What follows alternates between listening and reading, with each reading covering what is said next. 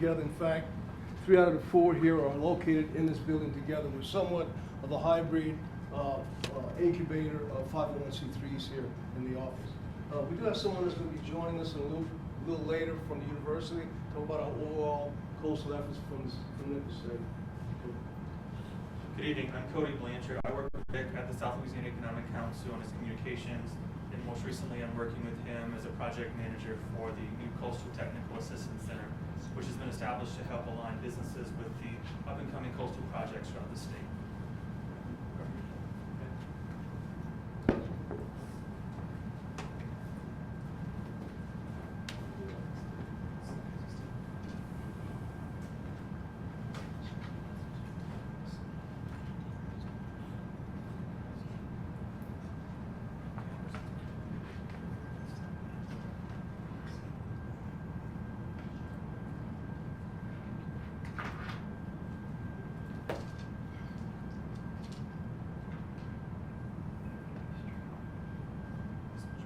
Brand new set. It's a brand new set. That's not the new high-tech toy.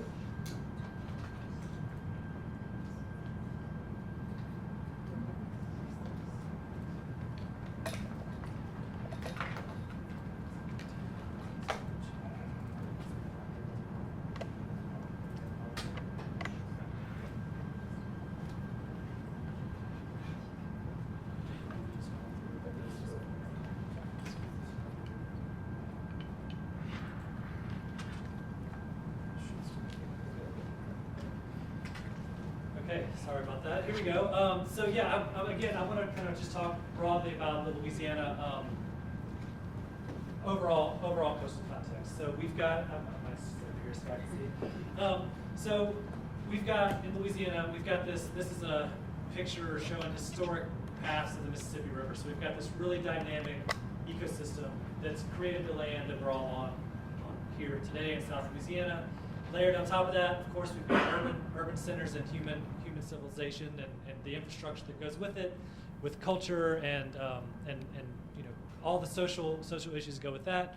We've got a really vibrant energy economy and transportation port network that is you know a leading provider of energy and petrochemicals and all these things on the economy side, and a world-class fishery, the second largest fishery in the United States by weight. All happening on the same geography that is experiencing one of the highest rates of land loss in the entire world. And so that's kind of what makes us the resilience, a resilience focus. We've been trying to kind of work at this for a long time, kind of given those different things. And so this is what the land loss crisis looks like, you know, kind of on a map. Over the past 1932 to 2016, we've already lost 2,000 square miles of land. You can see it's from the border with Texas all the way over to the other side of Mississippi. There's not a part of the coast that's really immune to this problem. And looking, okay, so this one, so this land loss is being driven by several factors. We've got a natural subsidence happening because of the geology of how the land was formed. There's sea level rise that's been increasing. The levees that we've created to kind of constrain the river and allow for a regular economy and keeping people dry has prevented sediment from reaching the wetlands, and so that's kind of contributed to it.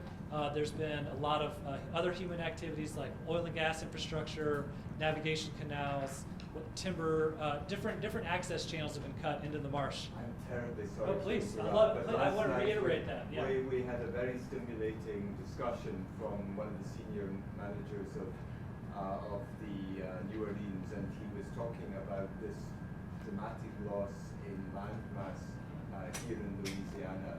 And there was a question from the floor saying that of all those issues that you're sort of referring to, the one that was most pertinent was the oil and gas companies who had been using the land the canalization to take their products out to the markets. And he said that they should therefore, when it comes to rebuilding and reconstructing it, putting the land back or creating the new infrastructure to stop this, they should be charged taxes, ways in which they could contribute directly to the problem that they had caused. Would you say that you could actually say that the blame should be laid primarily at the door of the oil companies?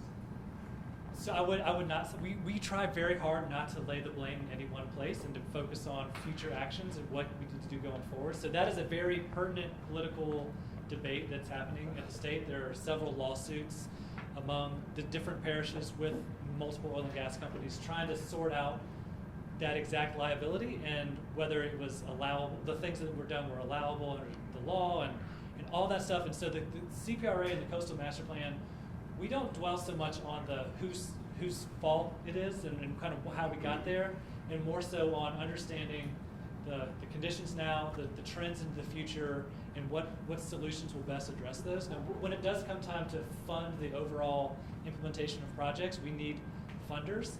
But for the most part, our approach is to be collaborative and to work with every stakeholder. I mean, so as I show this next, well, I've got this other map showing future land loss, and you can see that the unfortunate upside is that it affects every type of stakeholder, whether you're a regular citizen in a very small town, you know, on the edge of the coast, if you're a big oil and gas company, a major shipping company, everybody's being affected by this problem equally, and so that does kind of bring everybody together.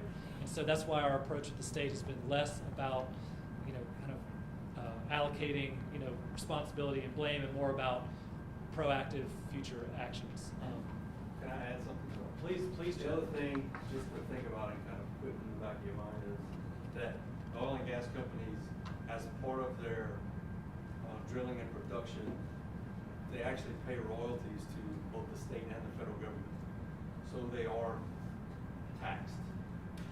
Now, the discussion about if it's enough, that's a different story, but just to say that they should be taxed, they already do pay Yes. royalties into the system, and Charles, I'm sure will talk about Go Mesa in a little bit. Yeah, I don't have much on that actually, but there are mechanisms to kind of reinvest in this area because they're dependent on it too. So the other thing that Chad didn't say is that they have assets here. So they're a stakeholder as much as they are. So is everybody kind Can I of just down ask here, one please. question, which is a little more fundamental question, because you are the state's resiliency officers, I would ask, I mean, directly connected. The question is, this area has been this way for millions of years, right? But the land loss has not been so consistent over the long thousands of years.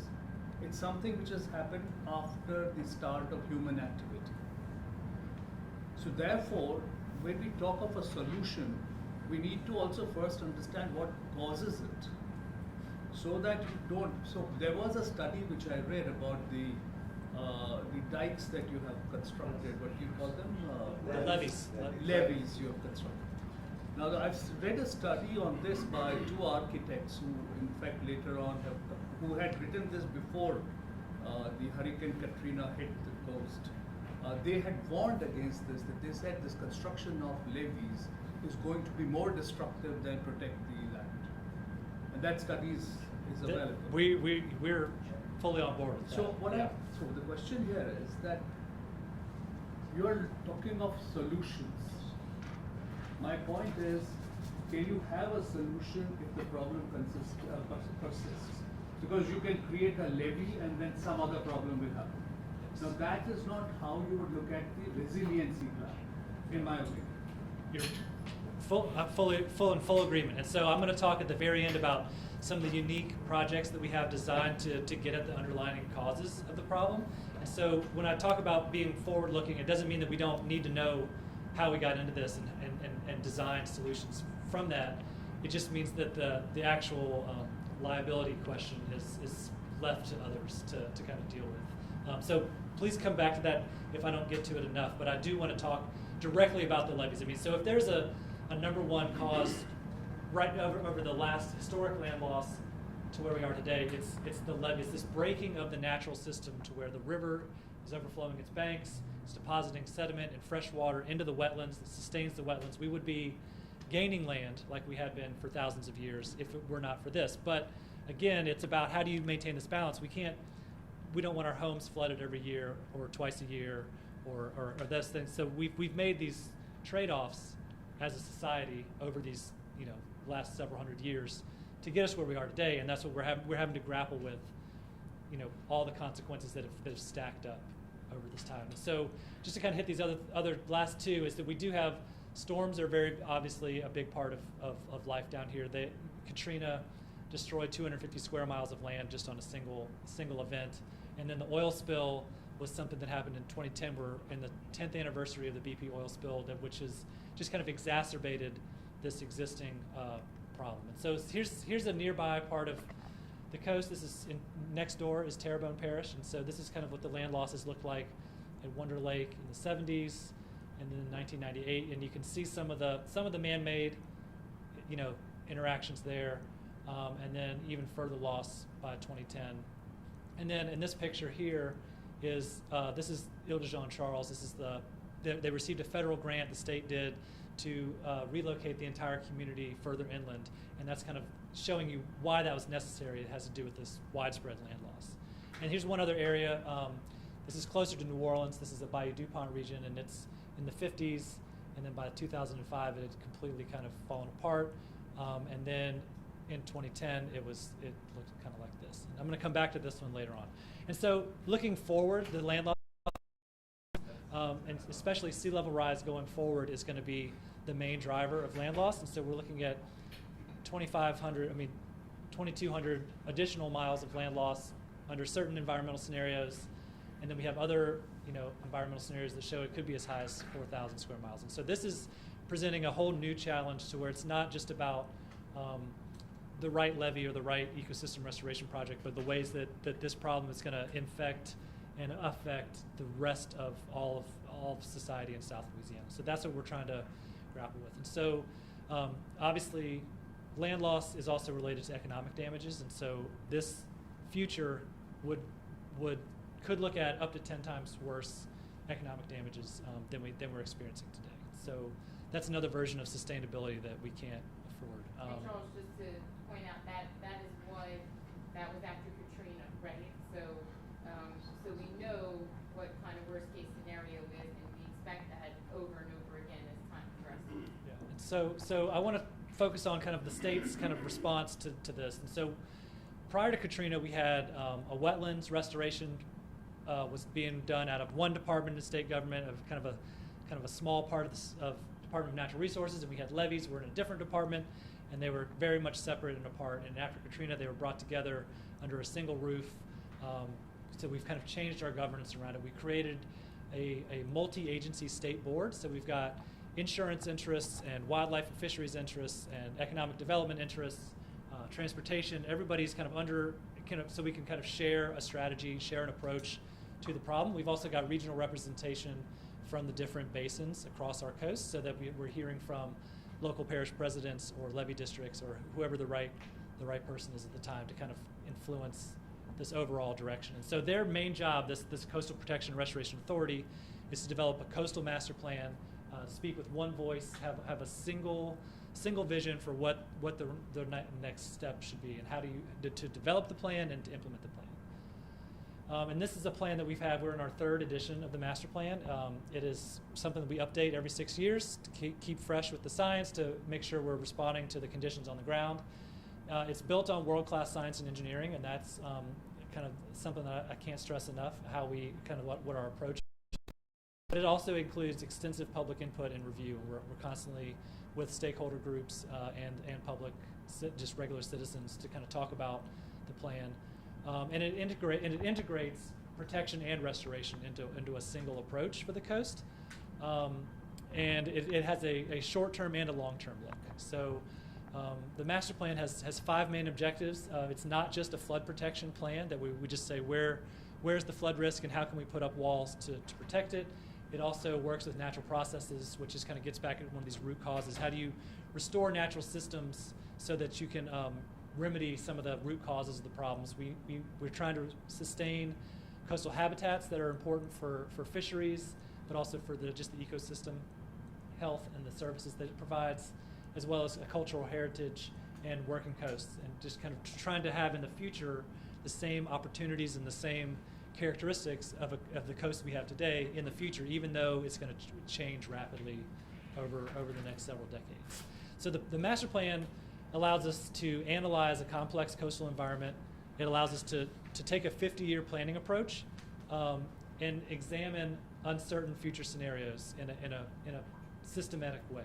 And we also are able to evaluate multiple project types, so we can say, is a levee the right approach, or is it a barrier island, or is it a marsh, or what's the best approach for this certain region? And it also helps us work through the fact that there are no single optimal solutions. So we've got to consider different needs on the risk reduction side and on the restoration side. We've got to balance near-term risk. We have multiple places on our coast that are at risk today, as well as long-term sustainability challenges that we have decades from now. And then we have different stakeholders all across the coast who want just fundamentally different things, competing things from the coast and from their region. So we're trying to manage all these different things through this planning process. And so we do that by first identifying what projects are out there, what are the ideas that people have to change the trajectory of our coast. And then we use a bunch of numerical models to kind of evaluate the current landscape, the future landscape, and how these projects interact in the landscape, where we can then compare projects, develop alternatives, remodel the alternatives, compare again, and then develop a plan. So I'm not going to spend much time on this, but again, science and technology and engineering is at the heart of the way we make these decisions. And so we've got numerical models that look at the ecosystem, the changes, the interactions happening between, if salt water does this, what does it do to the vegetation? And if this vegetation changes, what does that evolve to? How the sediment will move, and then different ecosystem outcomes and habitat suitability indices that go along with these different ecosystems. On top of that, then, so once we understand kind of the landscape, how the landform is changing, we can add storms to that and say, okay, if a storm comes in and the landscape is looking like this, what are the wave heights going to be? What are the surge levels going to be? And then the final layer is the kind of the asset layer. Where are the people? Where are the ports? Where's the infrastructure? And what are the economic damages associated with all these things? So and then on top of that, we're able to incorporate different variables for changing environmental conditions. So this is where we incorporate different estimates for sea level rise and subsidence to keep up with the latest climate projections and the different things that could be facing us in the future. So we're trying to be really robust in that sense. And then we've also got a planning tool that allows us to take all this model output and apply different lenses to it. So the state we're constrained by funding. There's not enough money in the world to fix the coast back to where it was. There's also not enough sediment to restore the coast to its current footprint or a previous footprint. So we've had to kind of use those.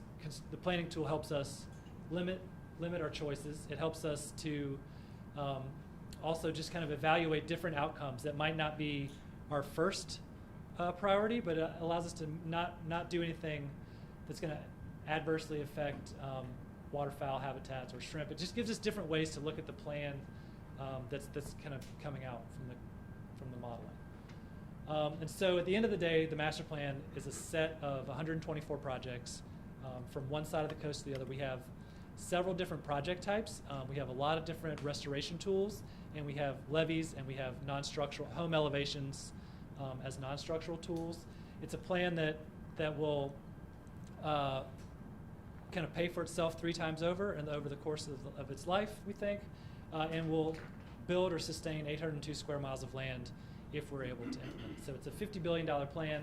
This is the region we're in today, and so if we're in, Chet's going to talk about his port down here, and so you can see that there are just a lot of different types of projects called for in the master plan. We've got over $1.5 billion worth of marsh creation planned for either side of LA1, that Henri's going to talk about. We've got, we just a couple years ago completed a 13-mile long barrier headland on one side of Chet's port over here, and then this year we're going to be going to construction in just a few months on barrier islands on this side of the port. We've consistently making investments in levees around the communities, La Rose to Golden Meadow, and other communities on this side. So this is what the master plan tries to kind of hold all these different options and present a unified vision for what's possible given the different changing environmental scenarios. But we're also an implementation agency, and so we are building projects all the time. We're not just planning. We're very fortunate to be able to be in a really heavy construction phase of our program right now. So if you look back at this Bayou DuPont picture I showed, we saw it falling apart. But then we were, by 2010, and then by 2016, we were able to put back a lot of different land. So this is new land. This is basically fresh sand. You can see this is a long-distance sediment pipeline that was created to bring sediment resources from the Mississippi River back into the marsh to create cells of marsh creation to restore what had been there before. And so this is about $110 million worth of work over several projects in several years, because the sediment source in the river had to be constantly mined, brought out, and then refreshed. And so that's why we built a corridor that we could reuse multiple times over multiple project types. But this is just an example of how we've been working with the river to kind of restore things. This slide didn't turn out, but we're in a really active construction phase. So this is our annual plan. So every year we go to the state legislature and ask for funds to construct projects. And so this year we're at about $1 billion of spending on implementation of protection and restoration projects. It's a really big milestone for us. We think the next 2 years will also be near that $1 billion mark of expenditures. And the green is construction. So this is fundamentally a construction program. Engineering and design is behind that, and so that means there's more stuff in the pipeline. And so in this year in this region where we are today, we've got all these different projects under construction. The ones I wanted to highlight were, here's again this Barrier Island suite of barrier islands here. There's a large floodgate that's in construction over here. So this is just kind of what's active in this region this year. And then I'll skip through that. And then so just another example of kind of public-private partnerships or resilience type thinking is one of the largest marsh creation projects we've ever done. Is going to be, this is the Bird's Foot of the Mississippi River. So the Army Corps is actively dredging this all the time to kind of keep the navigation channels open and keep commerce flowing. We've got a major restoration project using BP oil spill money here to kind of restore this natural ridge and create, I think, 1,200 acres of marsh. And it's right near where the Corps wants to deepen the Mississippi River to increase commerce through the river. And so we're talking about a partnership to where we can use that borrow site to fund the restoration project, and we can kind of get credit for that. And it's an idea that Chet and Henri and others in their region are also thinking about too. How can we synergistically do these economic development projects that will also restore the coast, that will maintain the river and maintain all these things that we need while building back. And so then the last big project type, big initiative I wanted to talk about were our diversions. And so this gets back to this idea that the fundamental problem with coastal Louisiana is that we've broken the connection between the river and the sediment and the fresh water and the adjacent marshes. And so sediment diversions are designed to, in a controlled way, reestablish that connection. So they're gates in the levees that will have a channel that will then allow us to open and close the channel as the river rises and sediment loads increase, to bring that back to kind of mimic the natural process of the seasonal flooding that would have occurred. So these two projects are about $2 billion, about 1.2 on one side of the river and 0.8 on the other side of the river. And you can see again, this yellow, this is kind of just early modeling results for the land building that we think we can achieve through these. This yellow are those projects at Bayou DuPont I was showing earlier, $110 million worth of investment, creating 1,100 acres or so over multiple years. And this is the diversion operation, showing just the scale of restoration that's possible when we go to these much bigger, more sustainable approaches that they're moving towards in the future. And the last thing I'll say is that, my role is resilience officer. So all that master plan, that's been Louisiana's approach for, as I said, 3 master plans, basically since Katrina, bringing together ecosystem restoration with hurricane protection needs.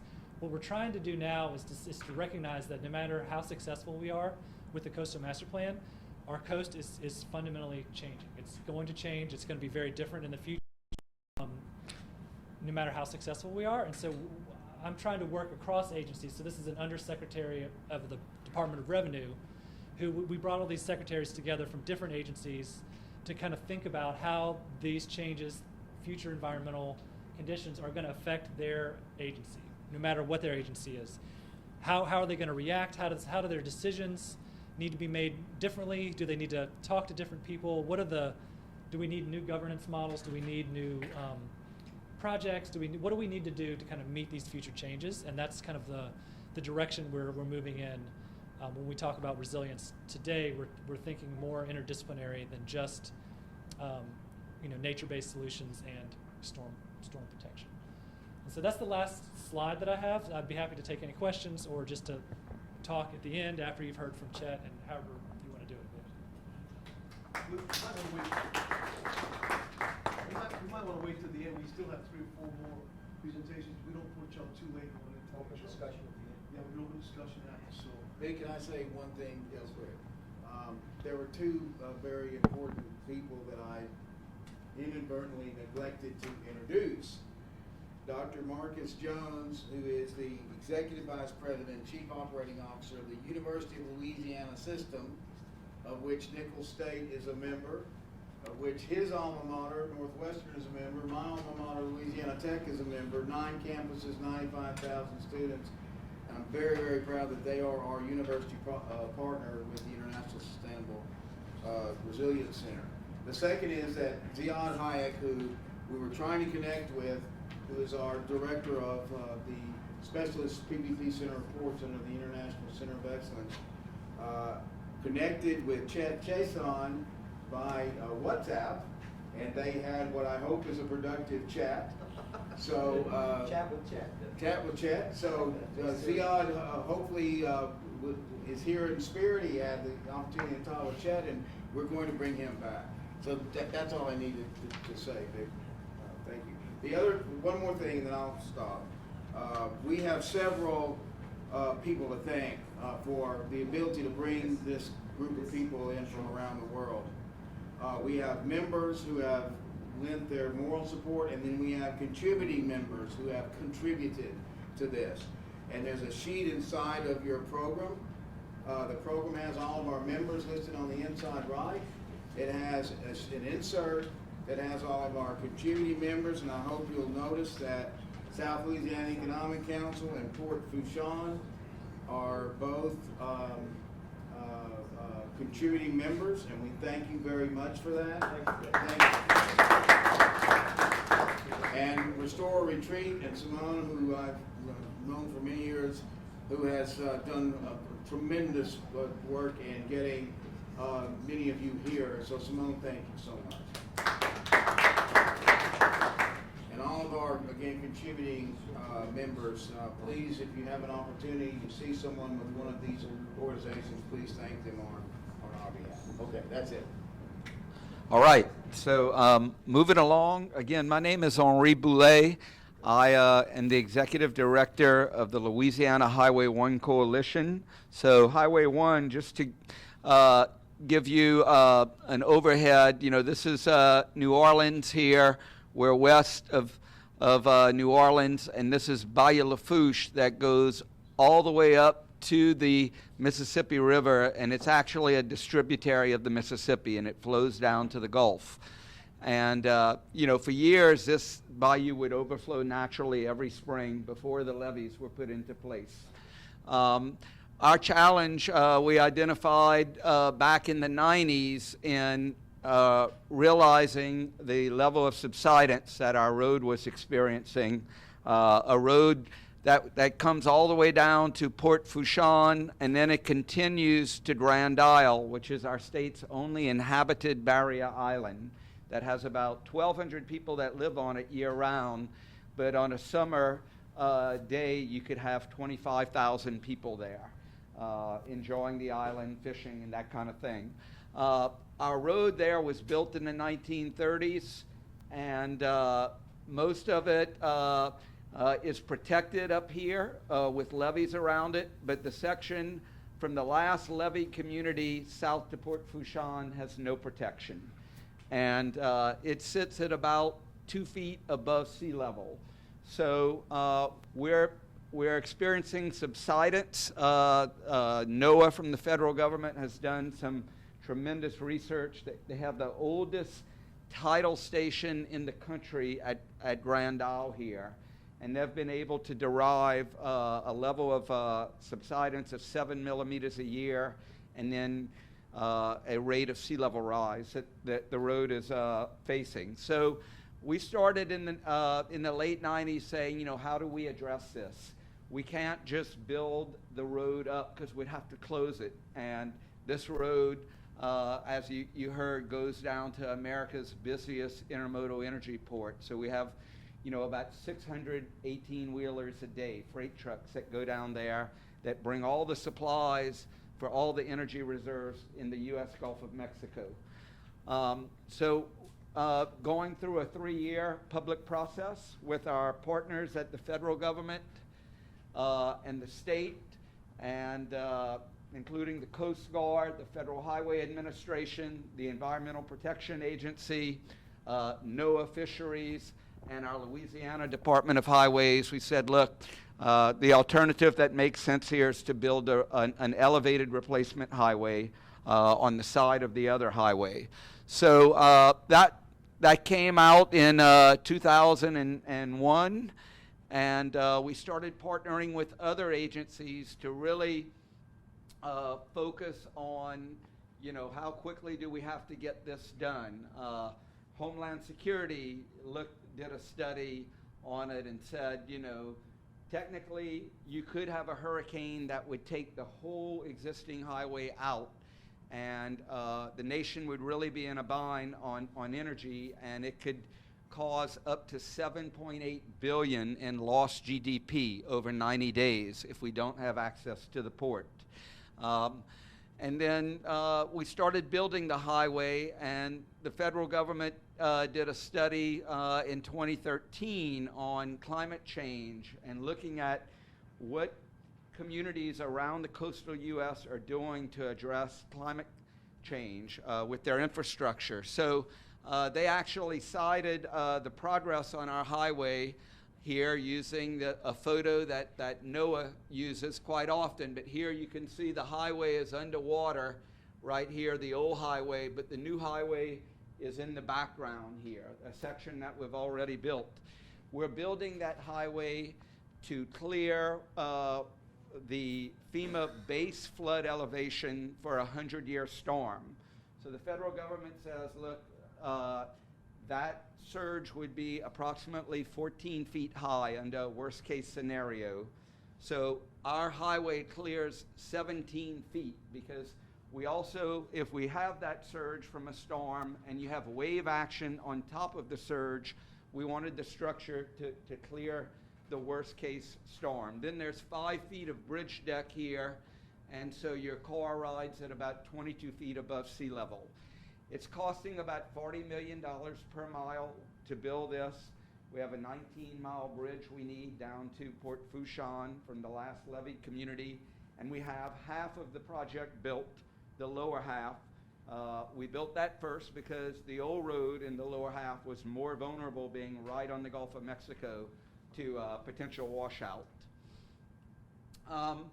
We worked with NOAA on, you know, looking through a science-based projections on how long with continued subsidence and increased sea level rise do we really have to use the old road. And they just finished a study 2 weeks ago that said in 20 years our existing road will be closed 1/3 of the time because at least 1/3 of a mile will have water over it that the state police consider it too dangerous to open. So that would be a huge hindrance to economic activity for the Gulf of Mexico, for the energy production of this country. So we're at the point where we're working with our federal government, our state government, because the road definitely has a role in U.S. energy security. Pictured here is the lower part of it that we've built. This is the old road that just kind of winds along the bayou. And, you know, in the 30s, the state just got material from the bayou, and there was a ridge there, and they built the highway the easiest way they could. This is a much straighter, safer highway. It goes currently up to the halfway point is a fishing community of Leeville. It's a tolled highway. We had public hearings, and, you know, we told the local community, if we want to save our jobs at the port, we're going to have to help pay for this. So we had unanimous support. So we borrowed money from the federal government to start building the project.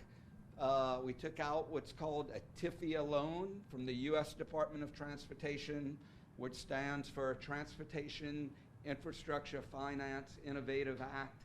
And it's basically a mechanism to help states build big projects, but you've got to pay it back. So our tolls will pay back a loan over 30 years to the TIFIA program. And currently, we're trying to amass $450 million to do the northern half of the project. We just submitted a application to the largest highway program our federal government has, called INFRA, which the Trump administration named, it's a short term for Infrastructure for Rebuilding America. We think we will qualify well because the project complements this administration's energy policy of increasing domestic production and energy independence. And they really need Port Fourchon to do that because they're going to have to rely on the Gulf of Mexico. There's not a whole lot of new drilling going on the East Coast or the West Coast. So we're hoping to get up to $185 million from the feds. Last year, we worked with our governor, with the legislature, and had the state commit $150 million of BP economic damage monies from the spill. So that's different from the coastal restore monies that have to be used on coastal restoration. The economic damage monies were going to basically amount to about $750 million over 13 years that BP would pay the state that. And that was for the sales tax loss sufferings that happened after the spill, where businesses had to close and the state wasn't getting its 4% of sales tax. So our coalition kind of headed up an effort last year and said, can we dedicate these BP economic damage monies to infrastructure all over our state, to about 10 big projects. And we were successful in that, and LA1's going to get $150 million of the $750. That was critical for us to be able to ask the federal government for $185 million. And then Chet's Port Commission is putting up $25 million. I've been working with the oil companies in Houston quite a bit, saying, we need you guys to help. We realize you're paying royalties to the federal government, and that you certainly want those royalties reinvested in the infrastructure that leads to the Gulf, but beyond that, we'd like you to provide an industry match. And we were able to raise a little bit over $10 million so far. We're working on more, but that may be one of the largest industry matches that is presented to the federal government in this round of applications. So, and the Trump administration wants you to prove that you've exhausted every non-federal funding opportunity they're going to consider helping your community. And also, because we're already tolling ourselves, the Trump administration is big on that. They're like, don't come to us if your people aren't going to be paying a toll, because everyone has to help. So, you know, the fact that the first half through tolling, and our tolls go up every 5 years. We go up 20%. And we fared that out with the community. Trucks pay a whole lot more than a car. You know, $3 for a car. They'll eventually pay $5. These large trucks started off at 10. They're eventually going to pay 15 over the schedule. So about the building of our bridge, and you know, how did we make it a resilient structure? Well, now, you know, ever since Katrina, the state lost a lot of bridges. So They're using saltwater resistant concrete. That's so that the salt can't get into the cement pier and dissolve the steel rods that are the support. They have a new pile dynamic analysis where when they're putting down the support piers, they're measuring the pressure.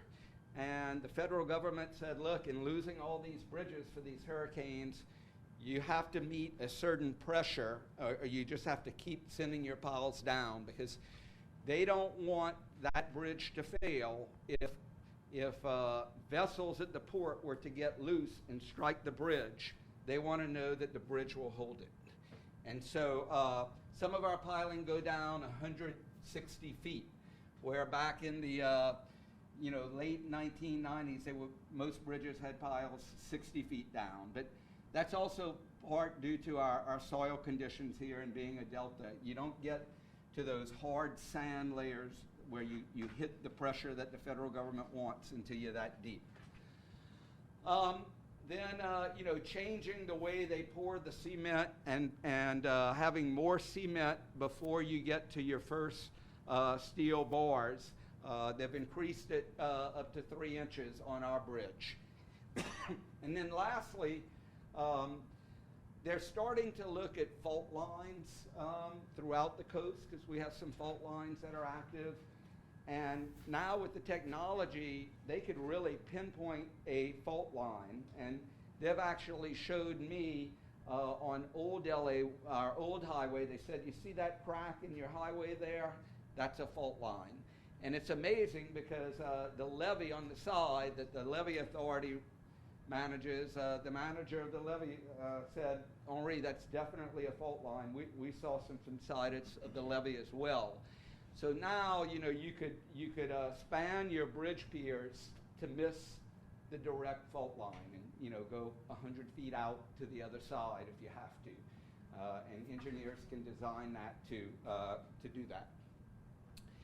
So I told you a little bit about, the study in 2013, the comment that the federal review team from the Government Accounting Office had on this project is that it demonstrates in near real time the benefits of investing in adapting your infrastructure as opposed to having to rebuild an old highway in disaster recovery every time. So designing something that will be able to be resilient for future storms. All right, and that is my presentation. So I'll be around for questions later. Reminder, we do have refreshments back here as well as water and coffee if you want to help yourself. Chet, I think you're up now.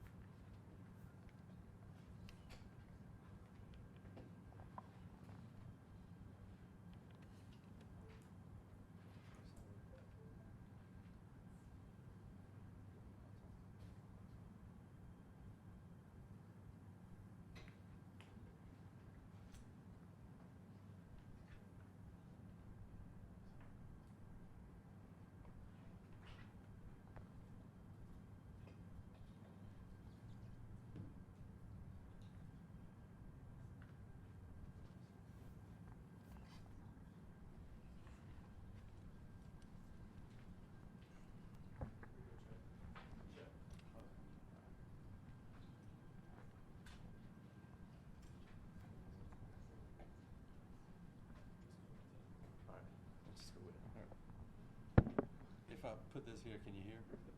Yes, sir. Thank you. Okay, thank you. All right, so again, I'm Chet Chasson, the Executive Director for the Greater Lafourche Port Commission. Today I'll talk to you about and focus on Port Fourchon and what we do in trying to be a resilient port to withstand ourselves into the foreseeable future, being that we're located immediately on the Gulf Coast. Just real briefly, I've been the port director for 10 years. I've been with the Port Commission for just a little over 14 years. I'm from this area, so I grew up in South Lafourche, in South Louisiana. And my board we're a political subdivision of the state of Louisiana, but we're completely autonomous. We generate our own revenue. We're a landlord port. We're not an operating port, so we build out the land, we build roads, we put in water lines, we dredge channels, we build up the land, we build bulkhead, and we lease that property out to our customers. Okay, that's how we do it, and I'll show you a little bit about that and how we handle resiliency and the efforts that we're doing down in Port Fourchon. So there's the port. You can see we're immediately on the Gulf of Mexico in dealing with all of the oil and gas activity in the U.S. Gulf of Mexico. 100% of the structures currently today in the Gulf, both in exploration and production of oil and natural gas, 100% are serviced out of our port. So we're a service bay for the oil and gas industry. We do not have any storage facilities of oil and natural gas in our port. We are the day-to-day operational services for the activity in the Gulf of Mexico. You can see that activity there. In a bright sunny day like this, it's great to be immediately on the Gulf, but obviously in a coastal land loss situation that we have, and hurricanes and that sort of thing, those are bad days in Port Fourchon sometimes. So what Port Fourchon is, again, is an intermodal hub of activity. There are all the different commodities, pipe, equipment, people needed to service the deep water, all oil and gas, but mainly deep water oil and gas in the entire U.S. Gulf of Mexico, is brought via inland barge or truck, and then changed modes of transportation to an offshore supply vessel or a helicopter to get to those platforms and structures offshore. So with that being said, economic impacts are fairly high. You can see because of Port Fourchon's existence, economic impacts to the state of Louisiana, over $3 billion in business sales, over $820 million in household earnings, over 11,000 jobs, and $46 million in taxes to the state treasury. In terms of national economic impacts, what we did with that is, what if for whatever reason Fourchon was shut down for a 21-day period? What would be the impact on the national economy? It would be $11 billion lost in business sales, over $3 billion lost in household earnings, and over 65,000 jobs lost nationally if Fourchon was shut down for a 3-week period. Now, I have to state that our port has never been shut down for more than 4 days, and that was after Hurricane Katrina. All right, so it's not that we've had a really prolonged time of being shut down, but just for instance, if we were, that's what would happen. So we sit right in the middle of two of the most abundant estuaries in the world, the Barataria Estuary on the east side of us, the Terrebonne Estuary on the west side of us, but they are two of the most rapidly eroding estuaries in the world. Charles talked about that.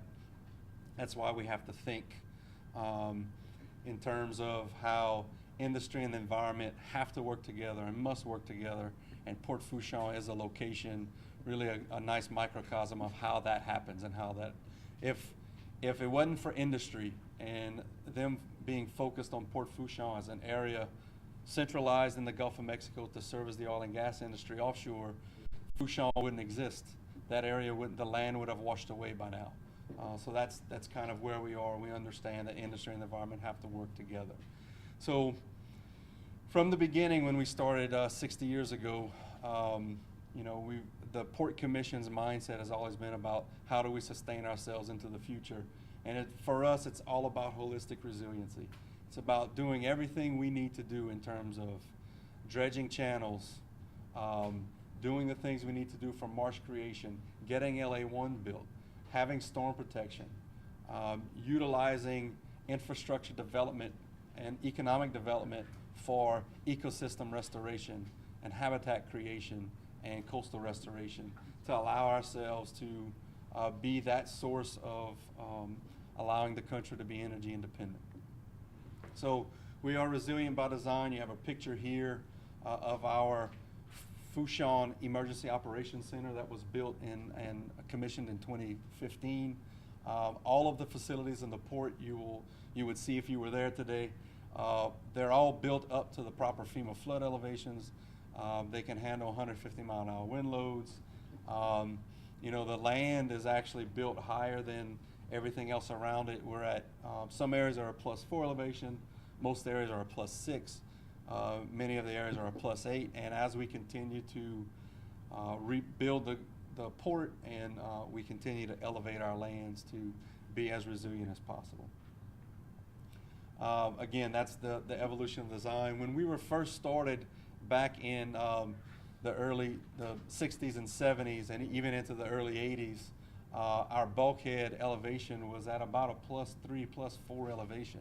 Now we're building to a +8, and our future development is going to be to a +10, because that's what we need to do to be able to withstand ourselves and continue to build and elevate and try to beat the subsidence and sea level rise issues that we're seeing, and adapting to what the environment is giving us.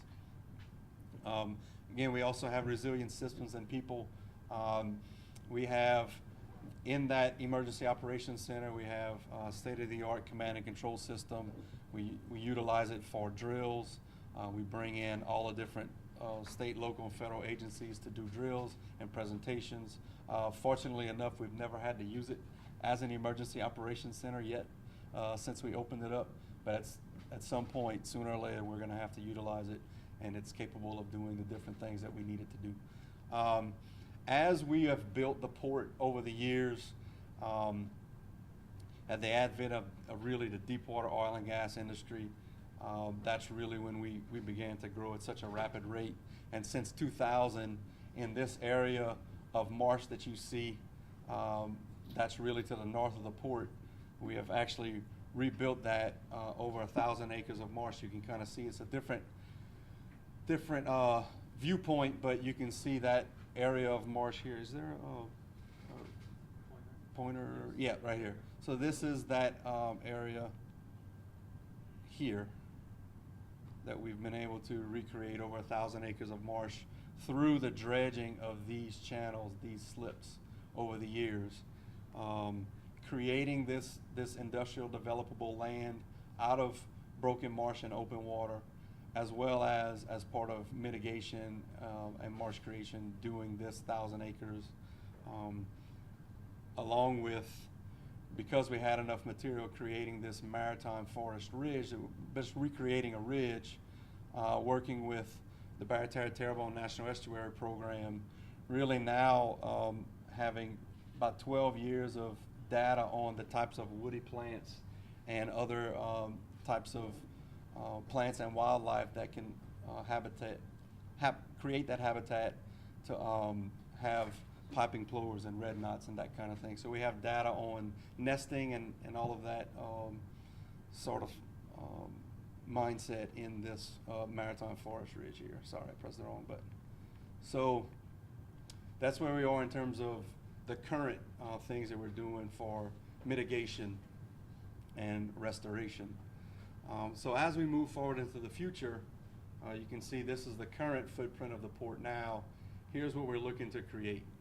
And that's a deep water drilling rig, repair, refurbishment, decommissioning, project cargo offloading type of facility on what we're calling here Fourchon Island, as well as a small scale liquefied natural gas conversion terminal, 2 million ton to potentially 5 million ton per annum. Again, this is a small scale that's in the FERC pre-filing process currently. So the importance of this is that to get this type of facility, we need deeper draft. We currently at a minus 24 authorized, really have minus 27 feet of depth here. And we're looking to go and basically create material by going to 30 feet into Bayou Lafourche and our northern expansion, and then do 50 feet in Belle Pass out to the 50-foot contour in the Gulf. The importance of that is that it's going to generate a considerable amount of material. So it's a great economic project, going to generate, potentially 1,200 to 1,500 jobs, hundreds of millions of dollars of investment, and economic impact. But as well as the environmental aspect is really important. So with that project, over the 50-year lifespan of the project, instead of the area around the port looking like this, it could potentially look like this with about 4,500 acres of marshland created with pushing about 86 million cubic yards of material. So it's basically creating this deeper draft, we create a recurring source of sediment in a sediment-starved environment that we currently have in this area. How many? 86 million cubic yards over a 50-year lifespan. In the initial dredging from 27 to 50, it would create about 20 million cubic yards. Key of that is that about 12 million is needed for development and mitigation. The other 8 million cubic yards immediately can be utilized for beneficial use to rebuild the marsh around the port and the general vicinity. So with that being said, I'm sorry? Is that closer to kind of what it looked like before This here? the after? Oh, this here? If you- Yeah, so, 60, 70, 80 years ago, it would have had a lot more marsh like this and not so broken up. That's correct. I'm 43 years old, and over my 43 years on the earth, I've seen, I grew up in the marsh fishing and hunting. My family, my grandparents and my great-grandparents were trappers and hunters and fishermen as a trade before the oil and gas industry came around. And we still enjoy that marsh, but it's a lot less of it. So it's the land loss has since we levied off the river, we have been subsiding because we hadn't been re-nourishing the delta. But it's really been in the last 50 years that the coast has really gone away at such a rapid rate. So because of the project, and you can see all that material that can be placed in the general vicinity of the port, protecting the assets of the port, but also protecting the general public. And sorry for all of that in there. But out of that was created a group called the Partnership for Our Working Coast. And that was really put together with us. In fact, Simone actually helped with that. She's not a technical member of the group, but she was part of kind of getting that put together with the Water Institute of the Gulf. And then we were able to bring in industry folks like Shell, Chevron, and Danos, as well as we received the grant, Water Institute received the grant, Partnership received it from National Fish and Wildlife Foundation. And that's actually, that partnership was created to really look at the science behind the best use of the material that's going to be created through this project, through the deepening. So putting science behind the best way to protect the assets and protect the community with this material that we're going to be creating in this area. So, and the point of that is because we've identified that there's mutual benefits with this. It obviously benefits the community, it benefits infrastructure and the assets we have. We can create new habitat, and then we can quantify the carbon capture and sequestration with the habitat that we're going to create. So that's really important as we move forward into the future. So again, that's just an example of the cutting edge science. We actually use the Water Institute of the Gulf and their scientists there to do the modeling for the sedimentation rates for our deepening study. So again, we're trying to maximize the benefits. I talked about the amount of cubic yards and what we can do with that, kind of creating a renewable sediment resource in the heart of a basin that is really losing, doesn't have a recurring source of sediment. So for us, our future development is really all about holistic resiliency and utilizing everything we can, every speck of sand to rebuild our coast and do some things very, very beneficially for the environment, as we're also creating new economic opportunities. And that's pretty much it. That's my spiel.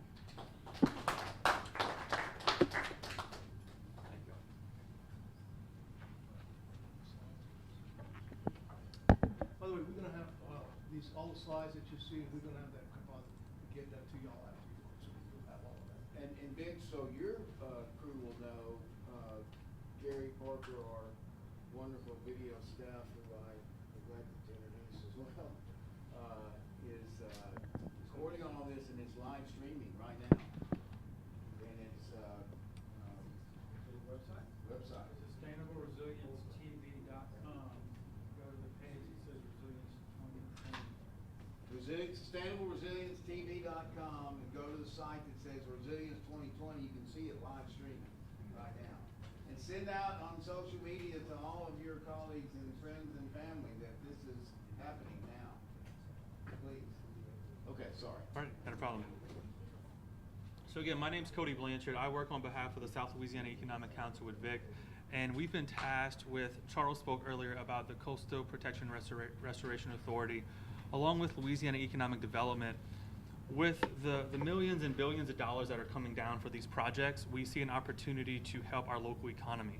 So this system is going to be built roughly around a federal program called PTAC, the Procurement Technical Assistance Center.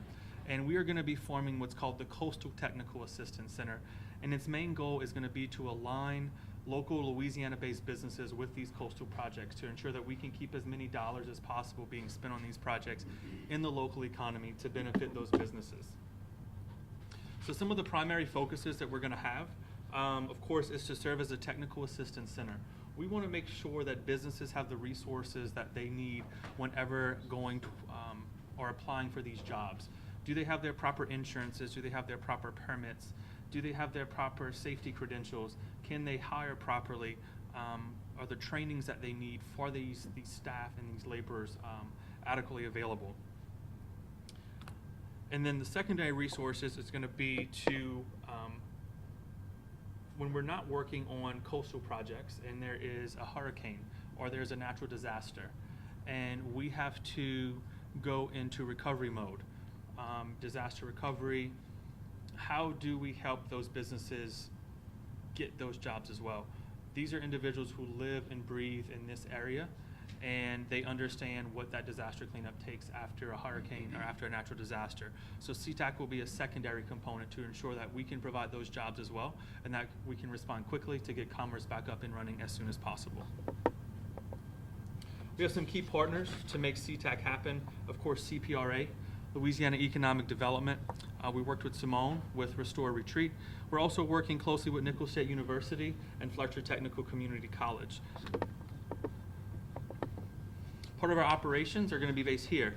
Right when you walked in, there's an area that we'll be remodeling very soon, and that's going to become the home base for CTAC. It's going to be a statewide project or a statewide center, but given our proximity to the coast and how we're operating, this will be based in the offices of the South Louisiana Economic Council. And so the services that we'll be providing for CTAC, as I mentioned, a lot's going to be technical.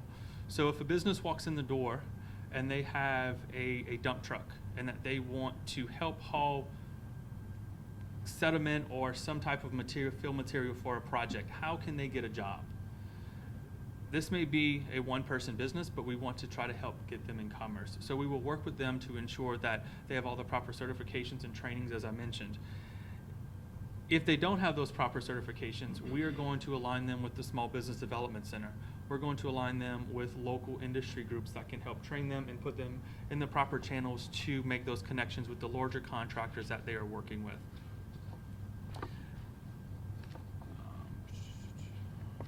Alrighty. And then additionally, when are we going to launch? So you can tell this is still a fairly new project. We started working on this towards the end of last year. We are currently in a study phase where we're understanding what is the leakage of employment opportunities from this area out of Louisiana to other states or regions. And we're currently working to understand what are the jobs that are going to be needed to help fill these coastal projects. So that study will be finished within the next 45 to 60 days. And we are anticipating to launch phase 1 of CTAC by June or July of this year. Anyone interested can visit louisianactac.com. Where they can currently sign up for any information that they would like to receive about future updates and whatnot. So brief, but still a very infant program, but we're excited to be launching this to really help bolster the economy with the amount of dollars being spent in coastal restoration and provide those dollars to local businesses to help continue to grow our economy. Thank you, Cody. One of the things that I did not mention earlier is that the room that you're sitting in right now is what actually through donation from Family Foundation and an IT grant, we were able to set up and stand up this room as the first regional business emergency command center connected to the statewide business emergency command center, which is located at ULL in Lafayette. The plan is for us to take whatever we model here and duplicate it in 7 other places in the state, in the various regions, working with the universities as a connection to all of that. So just real quick, again, we also have the video capabilities of piping in anybody live, whether it be the governor, the congressman, or whatever. So picture yourself after this is business recovery. We're not talking first responder, life and property. That's for those first responders. This is strictly business recovery. And we have everyone who's supposed to be in this room, like the parish president, utility, organizations that actually tend to the restoration of the coast. This screen here, now, have you seen these, all this is, it's fancy, it's expensive. You've seen Times Square, you've seen the big billboards, that's what that is actually, it's what it comes out to. But you can see a sparrow sitting on a mailbox at 5,000 feet in the air. The purpose of this screen is, right after the incident, we're gonna send a drone up, and they're gonna be crisscrossing this region. So we'll be able to assess in real time what the damage is. Also talking to the decision makers from top down, okay? Which, by the way, on their computer, their little iPhone. We're trying to record. Oh, I'm sorry. Computer that they're gonna have in front, they'll have a small icon, and they'll be able to see what we're seeing. The trick is to be able to make those decisions not 4 and 5 days after, but in real time. So that's just one of the features of this room that we had in mind when we put together. I just thought I'd mention that as part of our business recovery, part of our resiliency plan, okay? We don't know what's gonna happen in the future, but we know we can be ready for it, and that's the whole point. Okay? I'd like to call now Dr. John Ducey. Doc is the life science, no, actually he's arts and sciences, right? Science and technology. Science and technology, I missed it by that much, okay. In the science part, That's right, the most important, yeah, okay. And he's be talking on behalf of Nichols State University. Thank you, Vic. So let me welcome everybody to Nichols State University. On behalf of Dr. Clune, we're happy you're here, and we're going to talk to you for a few minutes about Nichols' role in coastal restoration and cultural conservation. We were established in 1948, just about 70 years ago, and I assure you, the coast was probably the farthest thing from the founders' minds back in 1948, physically and conceptually. But today, if you draw a diagonal on a satellite image from the front of campus to the first open water, it's 24 miles. If Vic and I would drive the highway from our home all the way to campus, it would be 60 miles on the highway, but 24 miles to get to open water just in this direction over my left shoulder. So that's the big difference between when this university was started and where we are today. Our folks, our scientists, have been addressing coastal issues for a long period of time. You all have heard about the dead zone in the Gulf of Mexico. Our scientists at Nichols first discovered the dead zone in the 1970s. Doctor, they may not have, because these are international guests who may not be familiar at all. So okay. you may want that's a very important point. So other rivers and other gulfs and other pools of water may have dead zones as well. I'm not aware. But basically it's a region, a circulating region of the Gulf of Mexico that forms just about every season, and it's probably due to increased nitrogen and phosphorus from agricultural runoffs, and there's a dramatically decreased concentration of life forms and fish and crustaceans in that area because of this circulating pool of hyper-rich nutrients. It's called the dead zone. Okay? So we discovered the dead zone in the 70s. In 1973, we're the first university in Louisiana, big coastal Louisiana, to develop a marine studies program here on this small campus. In addition, we were instrumental in developing the Woody DeFelice Marine Study Center in Cocodrie, which you're not going to get to see today, but it's part of a big universities consortium, laboratories and educational facilities on the coast over in Terrebonne Parish. So we've been doing our duty in addressing coastal issues as a coastal university and getting closer to the coast every day. In addition, we have a 300-acre farm where we currently are undertaking large development, large propagations of coastal plants, including swordgrass and black mangrove, which we plant along the coast to try to retain sediments and effectually restore sand dunes and other areas of the coast. If you ever get to the coast and you see large swaths of black mangrove, which kind of is not the prettiest plant in the world, but nonetheless we're concerned with the roots, not the flowers or the fruits, you'll see that some of those black mangroves are actually propagated at our Nichols farm. Our scientists are and have been experts historically on developing empirical data from biological assessments and water analysis along the coast and along the wetlands of coastal Louisiana. And for this reason, we entered into a memorandum of understanding with CPRA to develop a coastal center where we can partner with our empirical scientists with engineers and planners and modelers and technologists to develop the best plans for restoring land and conserving the coast. We're in the process of developing plans for building a center on campus. It's going to be a flexible building where we can collaborate with CPRA and CPRA can collaborate with us and other folks invested in the coast. It'll be right here on campus where not only can we conduct the business of coastal restoration, but also train the next generation of scientists and technologists and engineers to take over after we're done. Also, part of the center will be community outreach, so we're taking our responsibility of trying to convince the public or helping convince the public of the importance of the things we do and the usefulness of their taxpayer money going to these coastal restoration projects. We also, at Nichols, have the only geomatics program in the state of Louisiana. And geomatics is the technology and engineering of surveying. Not only do we teach traditional surveying, but we also utilize unmanned aerial vehicles to do surveying. We also use laser scanning and satellite images to undertake surveying. We teach and train our students to survey levees and pipelines and drilling platforms with unmanned aerial vehicles to look for defects and other dangerous areas where we used to send people out there. Now we can send unmanned aerial vehicles and retrieve the data and analyze it in the laboratory. And finally, lest we forget, the land and the people are connected. So we have a Center for Bayou Studies at Nichols, which is focused on conserving, preserving, and analyzing the cultural attributes of coastal Louisiana. So as the coast goes, the population goes, and this incredibly diverse culture based on the Cajun or Acadian descendant idiom is also disappearing. So it's our job in the Center for Bayou Studies to make sure we act and study and preserve and conserve that precious Louisiana culture. So once again, we're invested. We're the only university on this delta that was abandoned by the Mississippi, probably starting 1,000 years ago.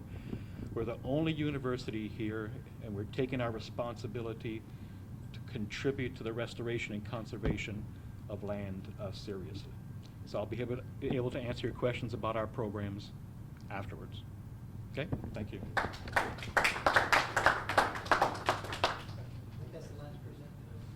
That's okay, great. Dr. or Vic, either one of you wants to take this. Tell us a little bit about Nichols State, your enrollment. You're a part of the University of Louisiana system, correct? And of course, Dr. Jones is number 2 guy in that system now. We'd love to just hear a little bit more about Nichols. Thank you. Hello, Dr. Jones. Welcome aboard. I hope you like campus. So Nichols has about 6,500 students this semester, and it's growing slightly. It's one of the only universities that's actually growing in enrollment this semester, or this academic year. Our high point was probably 7,500 students in the 1980s and 1990s, and now we're at 6,500 students. We're a 4-year university. We offer a variety of programs, especially nursing, business, education, biological sciences, chemical and physical sciences. Of course, the only geomatics program in the state, as I mentioned before. Culinary. And absolutely, one of the only four-year culinary public institutions in the state, in the United States, is here in the form of the chef John False. Chef John False, boy, he would never forgive me, right? On television, if I didn't get this right. One of the Chef, original celebrity chefs. one of the original celebrity chefs, and I hope he's not watching. Chef John False Culinary Institute, right at the front campus. So when you take off back to New Orleans, you'll be able to see it on your right-hand side. So we've been a university since 1948. We started out as a junior college of the LSU system. Now we're part of the ULS system, 9 universities strong, and happy to be a part of it. Thank you. Many of us, like John and I, we're products of the region, we're natives, and probably would not have been afforded maybe the opportunity to go to a university and get a good, solid college degree if it were not for the university here in rural America. So we, you know, Nichols is not only some place we went to school, but it's the watering hole for this whole region. It's the Geneva, okay, where we gather and we come together and we do things. And Lord knows I don't know where we would be without it. And why do we love it? Because it's not only because of what it gave to us, but it's the gift that keeps giving to our younger people, you know, onward. So anyhow, thank you, John. Any questions? Thank you. I think now, Vic, I think the normal, and I had discussed with the group that this would not be a formal session, more of an informal discussion. I don't know if any one of us were prepared with the amount of really incredible information that your speakers imparted to us. We have, by the way, extra time, our group. We decided that after this huge lunch we had, this amazing, delicious lunch, thanks to Vic and the Lafourche Parish Tourism Commission, that we would forgo a big dinner. I hope you guys don't mind that. I think if you're like me, you're probably a bit relieved. So we'll have a little extra time here. And so I think the best thing to do would be, given all the information that you've all received, is to give some feedback, maybe some questions that you have, maybe some comments that you have. But before you do that, please reintroduce yourself and the center and what your center's purpose is, so that these great folks will understand who we have at the table from the standpoint of specialization. I think all of you know or have been made aware of our center in New Orleans and what we do. It's pretty apparent. That's what you guys have been talking about.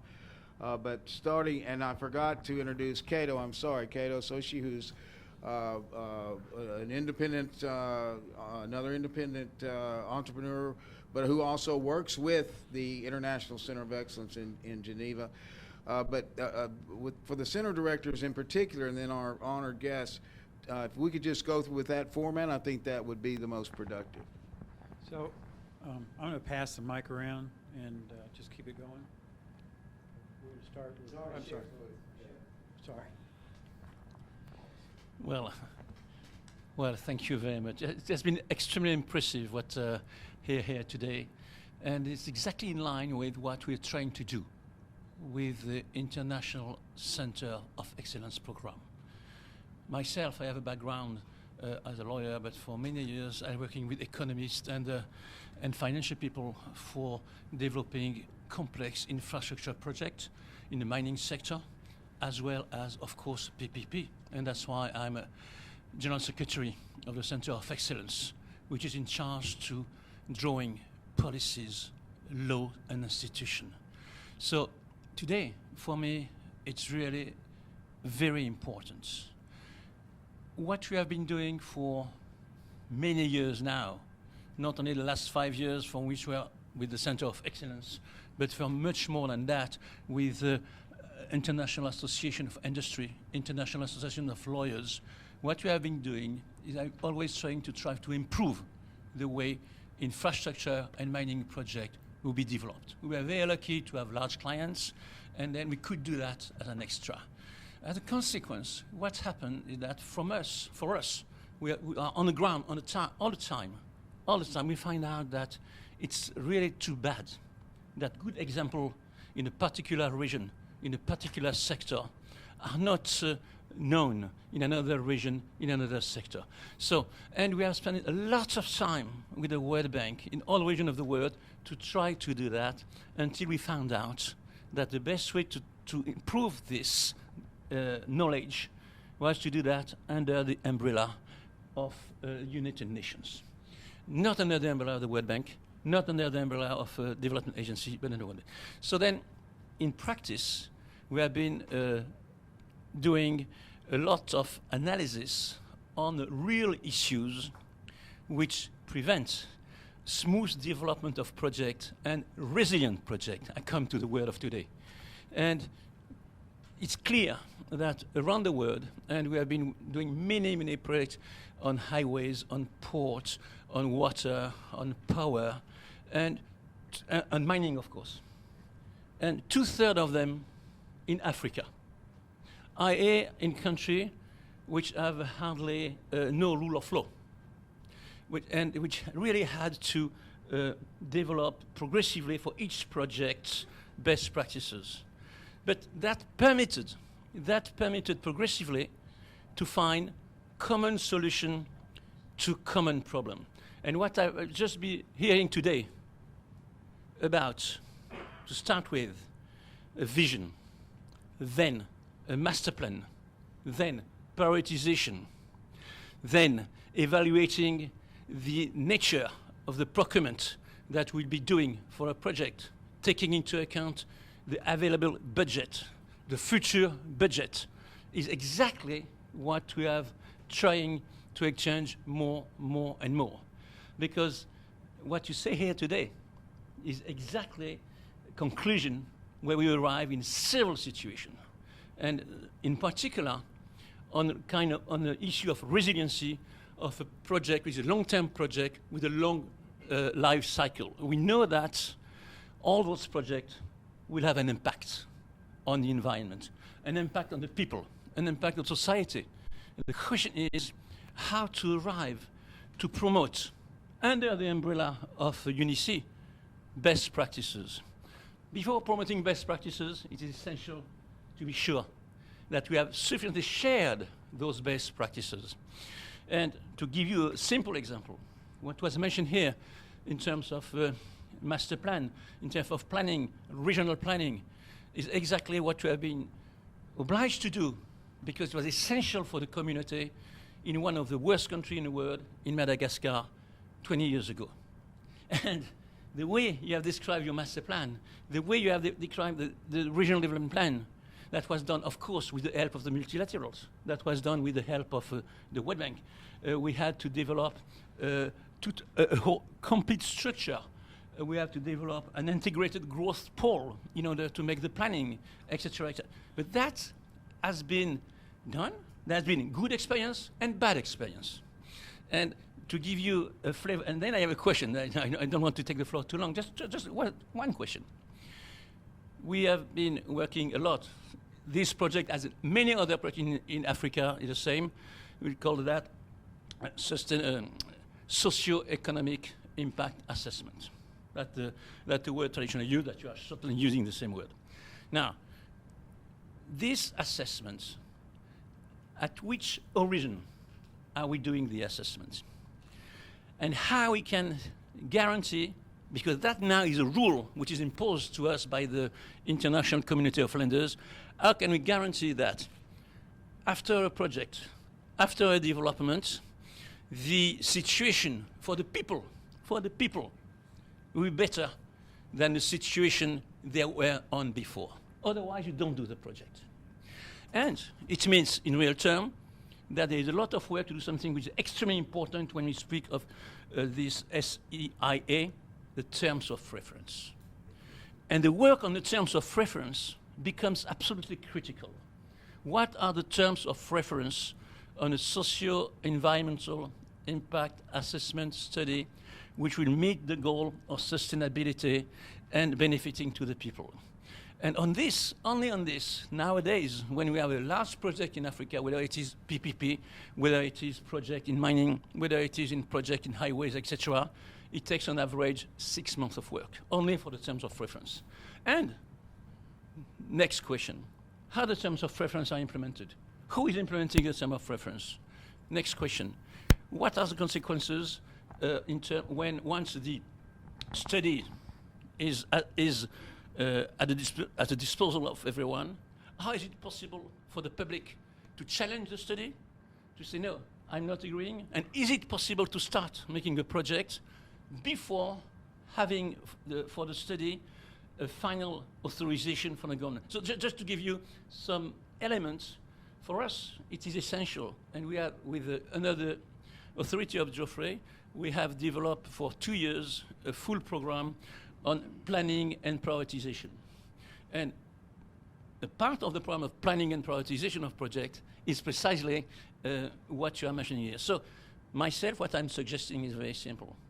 Continue to exchange with you. What you have said is so important for us. We need, as much as possible, tangible project to show. The one that we can so far show, the one we are involved, we know how to do it. But when you look at project on internet, oh, it's a fantastic project. It's a model project. 99% of the time, when you do this, you find out that the SEIA, to be very simple, was unfortunately not up to the point. And then you have many other examples. So what I think very important for us is to continue to exchange. And we have been doing something for several years, which has been to develop a knowledge center on this. A research and knowledge center. There's been several years of work on that. Currently, we are at a level where we have managed to transform a project into knowledge useful, which is a huge work, but we don't have sufficient project. And what I would like to do personally with our center is to continue this way. Thank you. Who wants to, should we say, pas français? Your questions are our questions. I mean, you know, those are very broad, but I'm gonna tell you, my problem is, when I attend, for example, I belong to the Southern Economic Development Council. It's a council of an organization of 1,400 economic developers in the 17 southern states. And my colleagues laugh at me because not everybody has these conditions that they have to live with every day, okay? So when they see me, they say, well, there's doom and gloom again. He wants to talk about resiliency, he wants to talk about, because I live that every day. I mean, basically, if you look around this, if you talk about this, if you're not front, you don't know what we do, what we are here, you think we're an accident looking for an opportunity, you know, because basically we're getting ready for one, all right, constantly. So to answer that question, I think it is a global, what you're saying, and if someone wants to try and take a shot at it, you know. Good question. I'll hit that. I'll let Charles answer this a little bit. Hey, hang on the mic, please. We're trying to record this. So in this master plan that Charles talked about, it is science-based, it's publicly informed, and there are drivers to how we prioritize certain projects. And the plan is mandated to be updated. It was at first 5 years, then 6 years, just to make sure that we have the right technology, that we're looking at it over and over again. But it's science-driven, right? How many acres did you create? What did you do? And in the next iteration of the master plan, I think we are moving towards the socioeconomic benefits, right? How do you use that to prioritize? This is a community that needs to be protected, right? We're better, we're more confident on the science. It's the social science that we have questions about. And so we know that, right? And so we've taken a very long time to get the science right, but the human dimensions is what we call it here. And y'all will hear about that tomorrow. If y'all think it's tomorrow, y'all visit the Water Institute, you will hear about that. It's the people that we now need to, we can be driven by science and we can protect all the acres that we want, but acres are valued differently if it's in front of a historically disadvantaged community that cannot relocate, they cannot retreat, right? So I think that is our next great challenge. We feel confident about the science, but we need to work on the human dimensions aspect of that.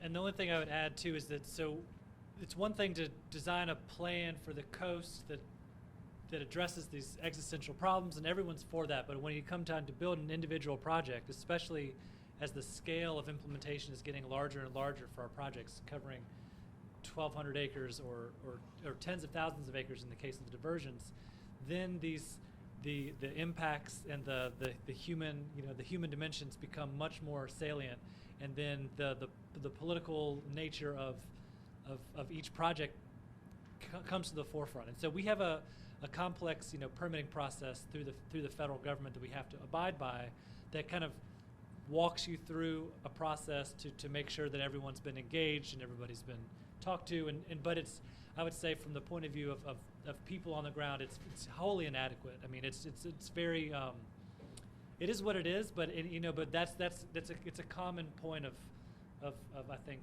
frustration for regular community members.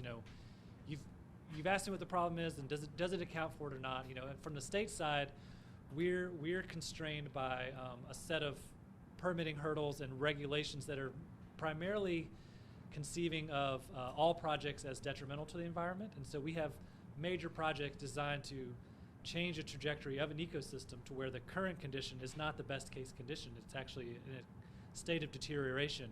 But the permitting process doesn't really have a way to understand projects designed to change everything, but all those changes are better in the long term.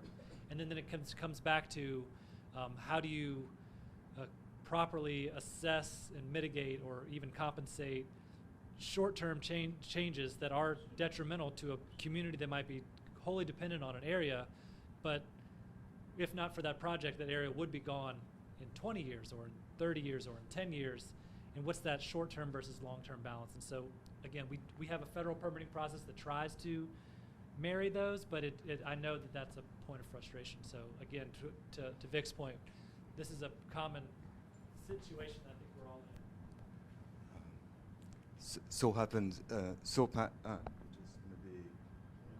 I can speak loud, but it's working. It's okay. It's okay. Well, look, most interesting, as I say, Mark has hit the nail on the head very well. What we saw here was most impressive and quite alarming. The Fort Fauchon didn't look to me much of a fort. Port Fauchon didn't seem to me to be much of a port. I wouldn't like to have a house sort of just right in the middle there. It looked very precarious indeed. But there is a question, and I wanted to raise this because I'm with friends, and I wanted just to get your advice here, because I see a contradiction a little bit about all this, and let me tell you. In May last year, I was with my Undersecretary General of the United Nations in Beijing, and we were listening to projects being presented, one of which was a big power project in Pakistan. And that project was being presented. It was a coal-fired heating project.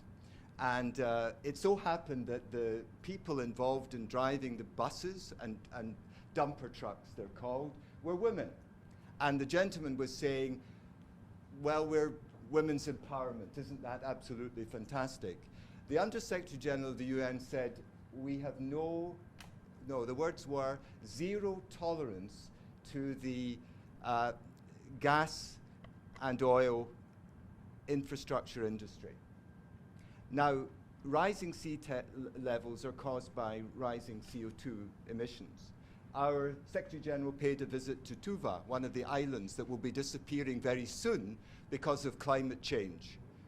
And he walked into the water and basically he wanted to demonstrate, the whole of the UN high-level system wanted to show how worried we are about rising sea and about the future of the planet. Now here's the thing. You have got this tremendous threat to the coastal area, dramatic. But the port, as I understand it, is shipping oil and gas supplies out to the world. Does your students, for example, do they raise this sort of contradiction that you're trying to fight something, which is soil erosion and the disappearance of your coastline, when perhaps we should be fighting the very cause of the coastal and soil erosion in the first place? I'm so sorry to ask that question, but that's one of the things that if I was teaching a course, a lot of students would be asking me. You don't look very happy, but I don't want to. It's a perplexing challenge for us. You know, I got to tell you, but it's a way of life for us too. I mean, I don't know many places where you can go and have a festival that has a shrimp on it and an oil rig, you know. But the two entities have learned to coexist for the betterment of both, okay? Nobody gets everything, okay? But everybody gets something. And so when you live in a rural area like us where you're very limited as to what you can and can't do because of the environment already, without the oil companies, without them even coming there, you know, then it becomes a balancing act and a real circle. So to say that, you know, a part of our lifestyle has been taken away from us because of this, yeah, we can. But a part of our lifestyle has been given to us because of this. So I mean, where do you yin yang? I mean, where do you strike that? Now, I'm only telling you this. My father's a shrimper. Okay, then we'll talk about environment. Okay, but he had to transfer his skills to the oil and gas industry, where he was captain of a supply boat for the thing. So our skills were interrelated. Okay, so again, it's a matter of leveraging the best that we have against the worst that we have. Yo, I don't know how to answer that any more than that, but Simone, help. So I think you make a good point, well made, right? But we can't stop focusing on this issue and focus on, you know, the cause, right? We will still have this problem, and we have to work on this, and we are trying to pool our resources, what Cody talked about, so that we can then export that knowledge. So I do think that is, if a silver lining on this very dark cloud, that right now we have to address the issues that are here. We are going to learn from that, and we're going to export that, and that is one thing. I do think, though, that we are turning the corner on how we got here and what we could do about that in the future. Not just make good with the bad that we have, but also correct what we've done. You've seen from the leveeing of the Mississippi River, we know we have to go back to systemic changes, but our governor just last week announced for the first time that he's going to have a climate change task force, and that he's going to talk about reducing emissions in Louisiana. That is unbelievable. It is unbelievable that our governor would stand up in public and tell everyone that he is going to work on reducing emissions. Well, these were two very good answers. I know, because you have such expertise in this. I'd love for you to address the Restore Act, because I think that was something that was lost in yesterday's conversation. I'm sorry. Simona, you have such expertise in this. I really wish you would address the Restore Act. I think that was lost in the conversation last night, where one of our guests was saying, well, the oil companies should pay something. That was a landmark change in the way things are funded here, and a lot of that is going toward restoring the coast. And again, I fully agree, Jeffrey, in being a native of this state myself. It's a quandary. It really is. You know my feelings, but my son-in-law works in the gas industry. So this is the thing that we find ourselves faced with. Port Fourchon is a great economic driver. They service the offshore oil and gas industry. They don't export oil and gas themselves. They service the people that do, but they still do that. But remember that President Obama said what? He said, I believe in natural gas as a bridge fuel. We have to get from here to there. Natural gas is, and that is the primary product of Louisiana as a whole. Oil and gas industry is natural gas. And we're going to Lake Charles, where we're going to see a tremendous infrastructure to export natural gas, a cleaner burning fuel, still a fossil fuel, yes, but a great bridge transition fuel.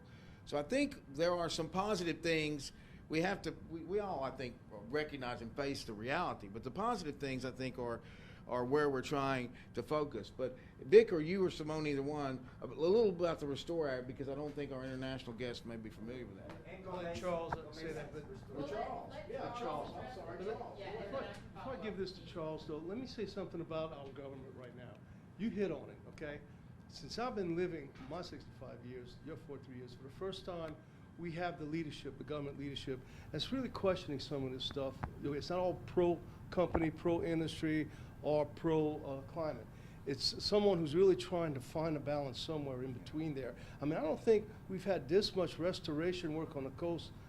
Help me with this, Charles. I mean, I don't think we've ever had this, the amount of investment that we have, and that priority is going to the coast and fixing it and making it better and healing it, okay? But you also have the oil companies that are coming up with their coins too and say, look, you know what? Yeah, we'll pitch it. We'll see what we can help with. I'm sorry, Charles, but the Restore Act.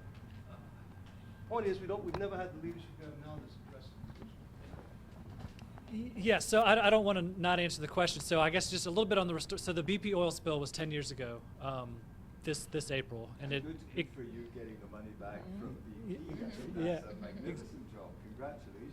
Yeah, exactly. And Keep so, going, keep going. so we've got the state of Louisiana has about $8 billion from that settlement to spend. We were the ground zero for impacts. We had more miles of shoreline oiled. We had more land loss because of that. We had more damages to fish and wildlife and lost recreational opportunity. All of those things. So that resulted in $8 billion for Louisiana. Maybe a third, not quite a third of that money is coming through what's called the Restore Act.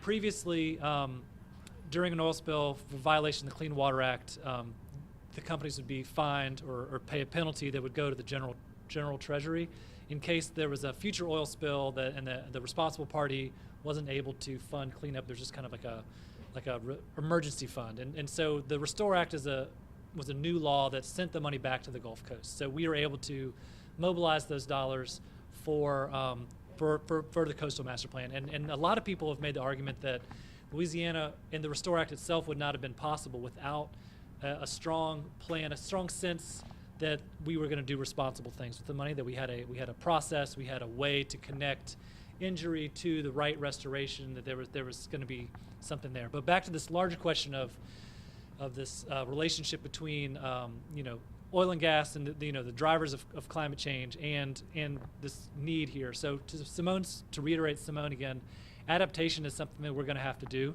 into the future. That's baked in. We've done that. That's where we are now. And so the Coastal Master Plan is very much an adaptation plan for climate. The main driver of land loss has been subsidence over the past several decades. But in the future, sea level rise will be the decider in terms of how much time certain communities have, how effective some of our restoration projects, that diversion project I showed, can create tens of thousands of acres if sea level rises at a certain level. It creates thousands of acres fewer the more meters or parts of the more sea level rise increases. So I don't want to talk too much, but I did want to just at least kind of talk about the Restore Act and the ways that we're... Maybe Arvind Myram, because Arvind, we were talking about this last night. Why not set up a resiliency fund that would be funded mainly by the oil companies, the oil and energy, the Chevrons, and who else did I see on the board? Would that not be a mechanism whereby there's a certain, I don't like the word liability because I know how litigation in America can go on, and I don't like that. But it's a kind of voluntary opportunity that you give to the oil companies to give back good, if you know what I mean.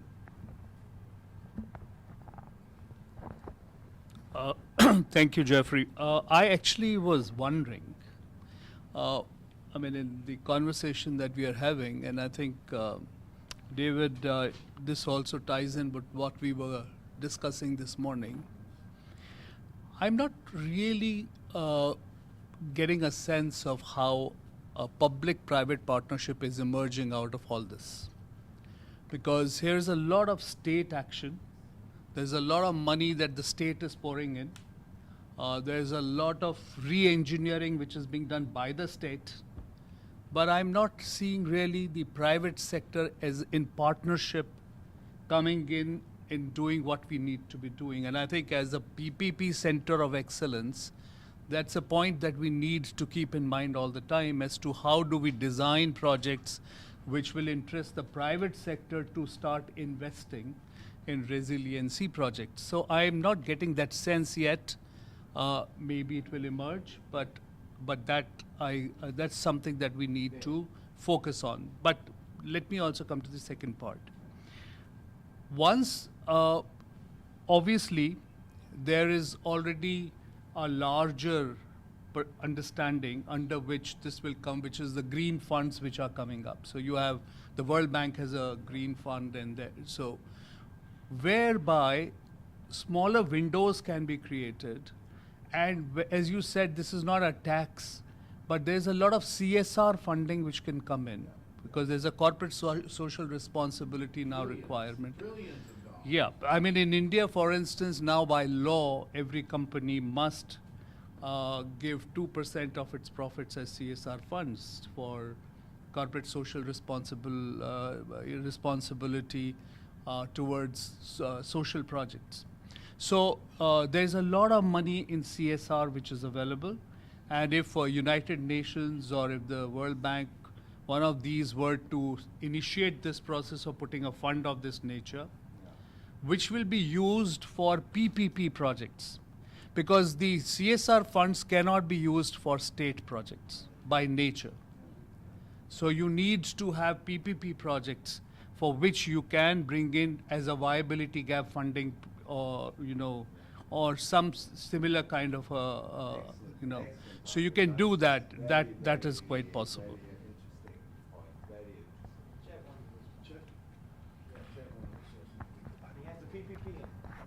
Well, no, I don't. But I think I just wanted to mention that to a small scale of what you're saying, the industry is doing things that work. I mean, we talked about a small partnership that we have called the Partnership for Our Working Coast.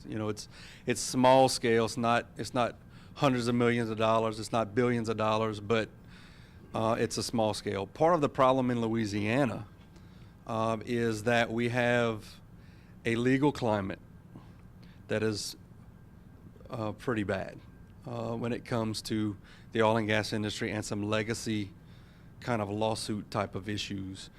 And that causes the companies that we have here that are actually benefiting from Louisiana to kind of stand back and want to make sure that if they spend hundreds or billions of dollars on helping the communities that they work in, that they won't on the back end still be sued by those same communities that they're helping. So that's kind of part of our issue that we're having to deal with. Now, there's some legislation coming in this next session that's about to start next week that maybe could try to fix that. And I think if it does fix that problem, we're going to see more beneficial projects on the back end of that. Okay, so I'm kind of excited about to see what happens in this next legislature. The other thing that is key to mention, and I kind of mentioned it a little bit before, but depending on how much the price of a barrel of oil is, the federal government receives $4 to $8 billion a year from royalties that go to the federal treasury. All right, and then those funds come back in a lot of it comes back in the form of GOMESA, Gulf of Mexico Energy Security Act. Those GOMESA funds come back to the states that were part of getting some of that money, the coastal states. And the state of Louisiana has this Constitution amendment that's basically stated that all the dollars that come back from GOMESA have to be utilized to rebuild our coast. So in essence, it's not coming directly to the communities or directly to the state, but it's coming through the federal government. But it is oil and gas money that's coming through the federal government and then coming back to the states to utilize it. Now, those are small dollar. I mean, to me, $4 to $8 billion is a lot of money, but in the grand scheme of things, it's probably 4 to 8. Yes, national. $4 to $8 billion a year goes to the federal treasury from royalties. Depending on the project. The- Correct. I'm a business news junkie, and I have it on all the time when I'm working in my office, which probably I'd be much more productive if I didn't. But if I didn't, I wouldn't hear things like all of the interviews of the energy company CEOs in Davos, Switzerland at the World Economic Forum. And maybe they're just talking, but they're all saying the same thing. They're all saying, we know, and we've known this for 50 years, guys, there's only so much oil and gas. Now, we found more than we ever thought we would, but at some point it's going to run out. And in the meantime, these companies are feeling the pressure of social responsibility, knowing that climate change is happening. You know, you can say what you want about the science, but there's still, the climate is changing. And they are saying to their, not only the audience, the broader audience, but to their shareholders, hey guys, we've got to do something. They're all saying that. And transitioning, again, I said about natural gas, a transition fuel, but transitioning the energy industry into, and that's something that companies like Exxon, like Chevron, they're already doing this. And the coast, the offshore is dotted with oil rigs. That could be, guess what? Bases for large wind turbines. Could be the basis for large solar installations that Port Fourchon could service, just like it's serviced the rigs. And I think we all can see that that's a distinct probability that could occur.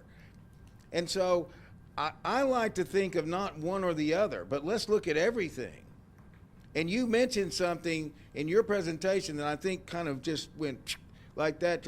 It's carbon sequestration, capturing carbon, capturing it and putting it away. Well, we're already doing that with what people say is the cleanest energy source in the world, and that's nuclear.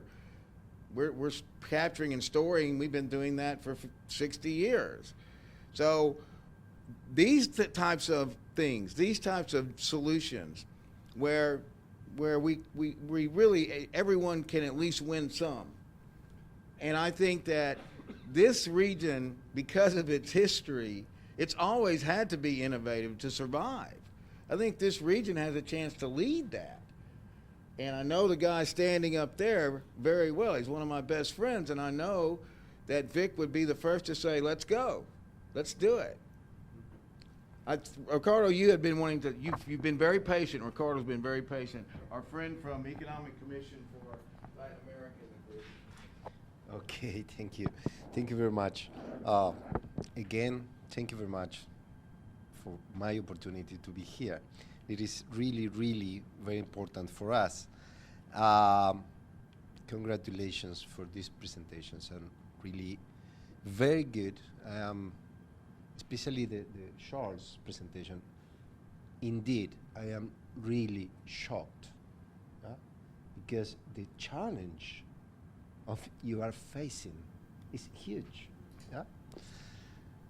Then the very challenging and marvelous issue about resilience is that myth that put together the short time, the short run, the medium term, and the long run. Yeah. I have a little son of 3 years old. Yeah. Resilience is for my son, but it's for me too. Yeah. It's for my mother. Then, this problem in 2050, my son will be a man of 40 years old. Yeah. Then I think the main challenge for us, beyond the works, the projects, yes, is the governance of this issue. What is the governance? If you have next 35, 40, 50 years, a lot of governors, representatives, senators, then I don't know, and this is my specific question. I don't know if this problem, is an issue for a small group of citizens, including obviously governmental officers, some companies, NGOs, obviously the South Louisiana Economic Council, or it is an issue for the entire society. Yeah? Because if it's only for a small group, academia, obviously, but if it is not an issue for the entire society, then the governance is very low, the chance of success are very low. You have a big issue, a big problem. We have a big problem. Then what is our governance to overcome this problem? This is really a very big issue for me as international officer of the UN, for Jeffrey, obviously, for all of us, yeah? But if the governance fail, then the solutions fail.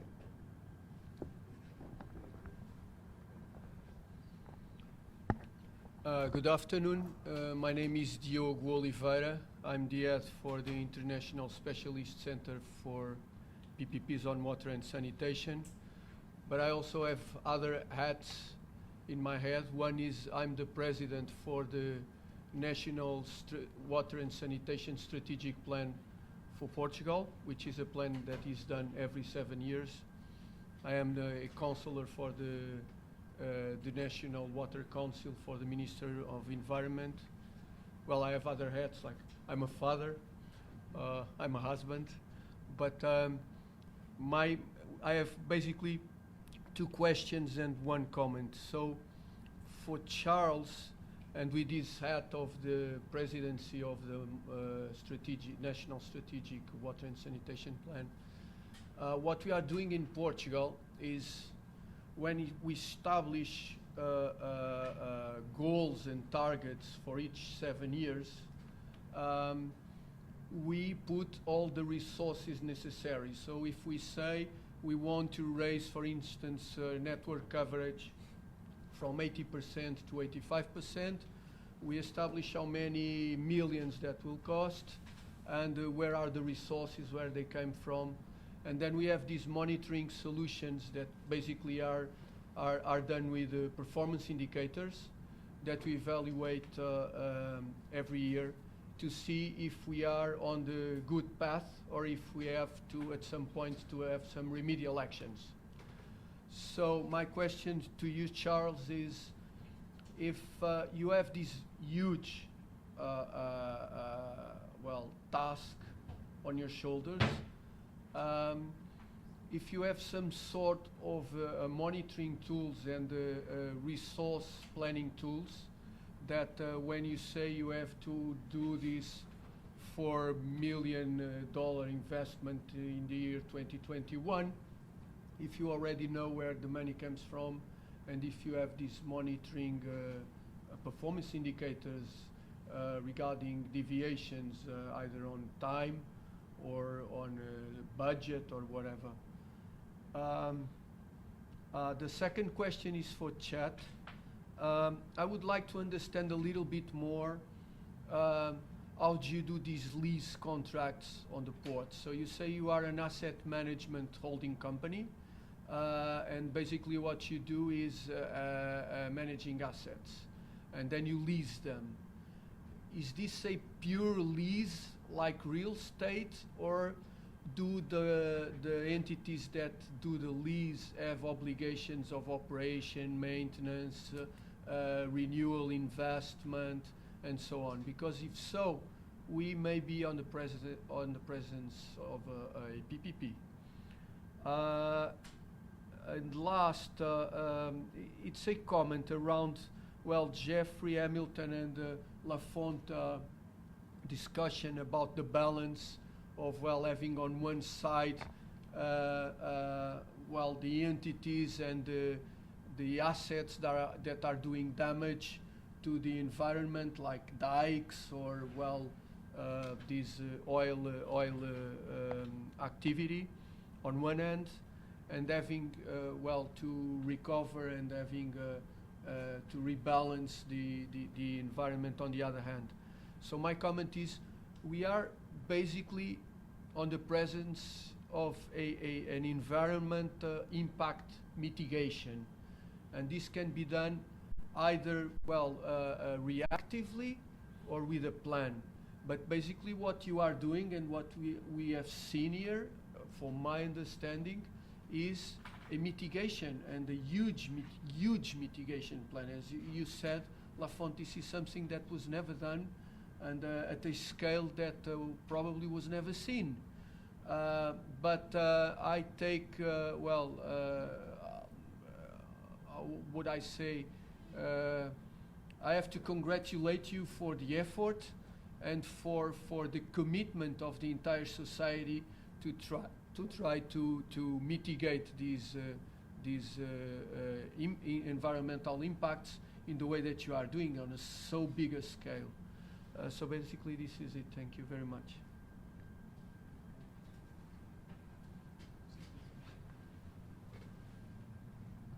Thank you. To the point of, just to respond, if that's okay. You have first Ricardo's question.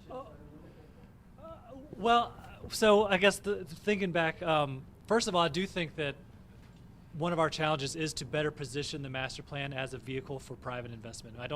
We're trying to do that better, but as you said, certain funds are reluctant to partner with state factors, and so how do we get away from that? And so that is I think you're totally right. Where is the public-private partnership in the master plan?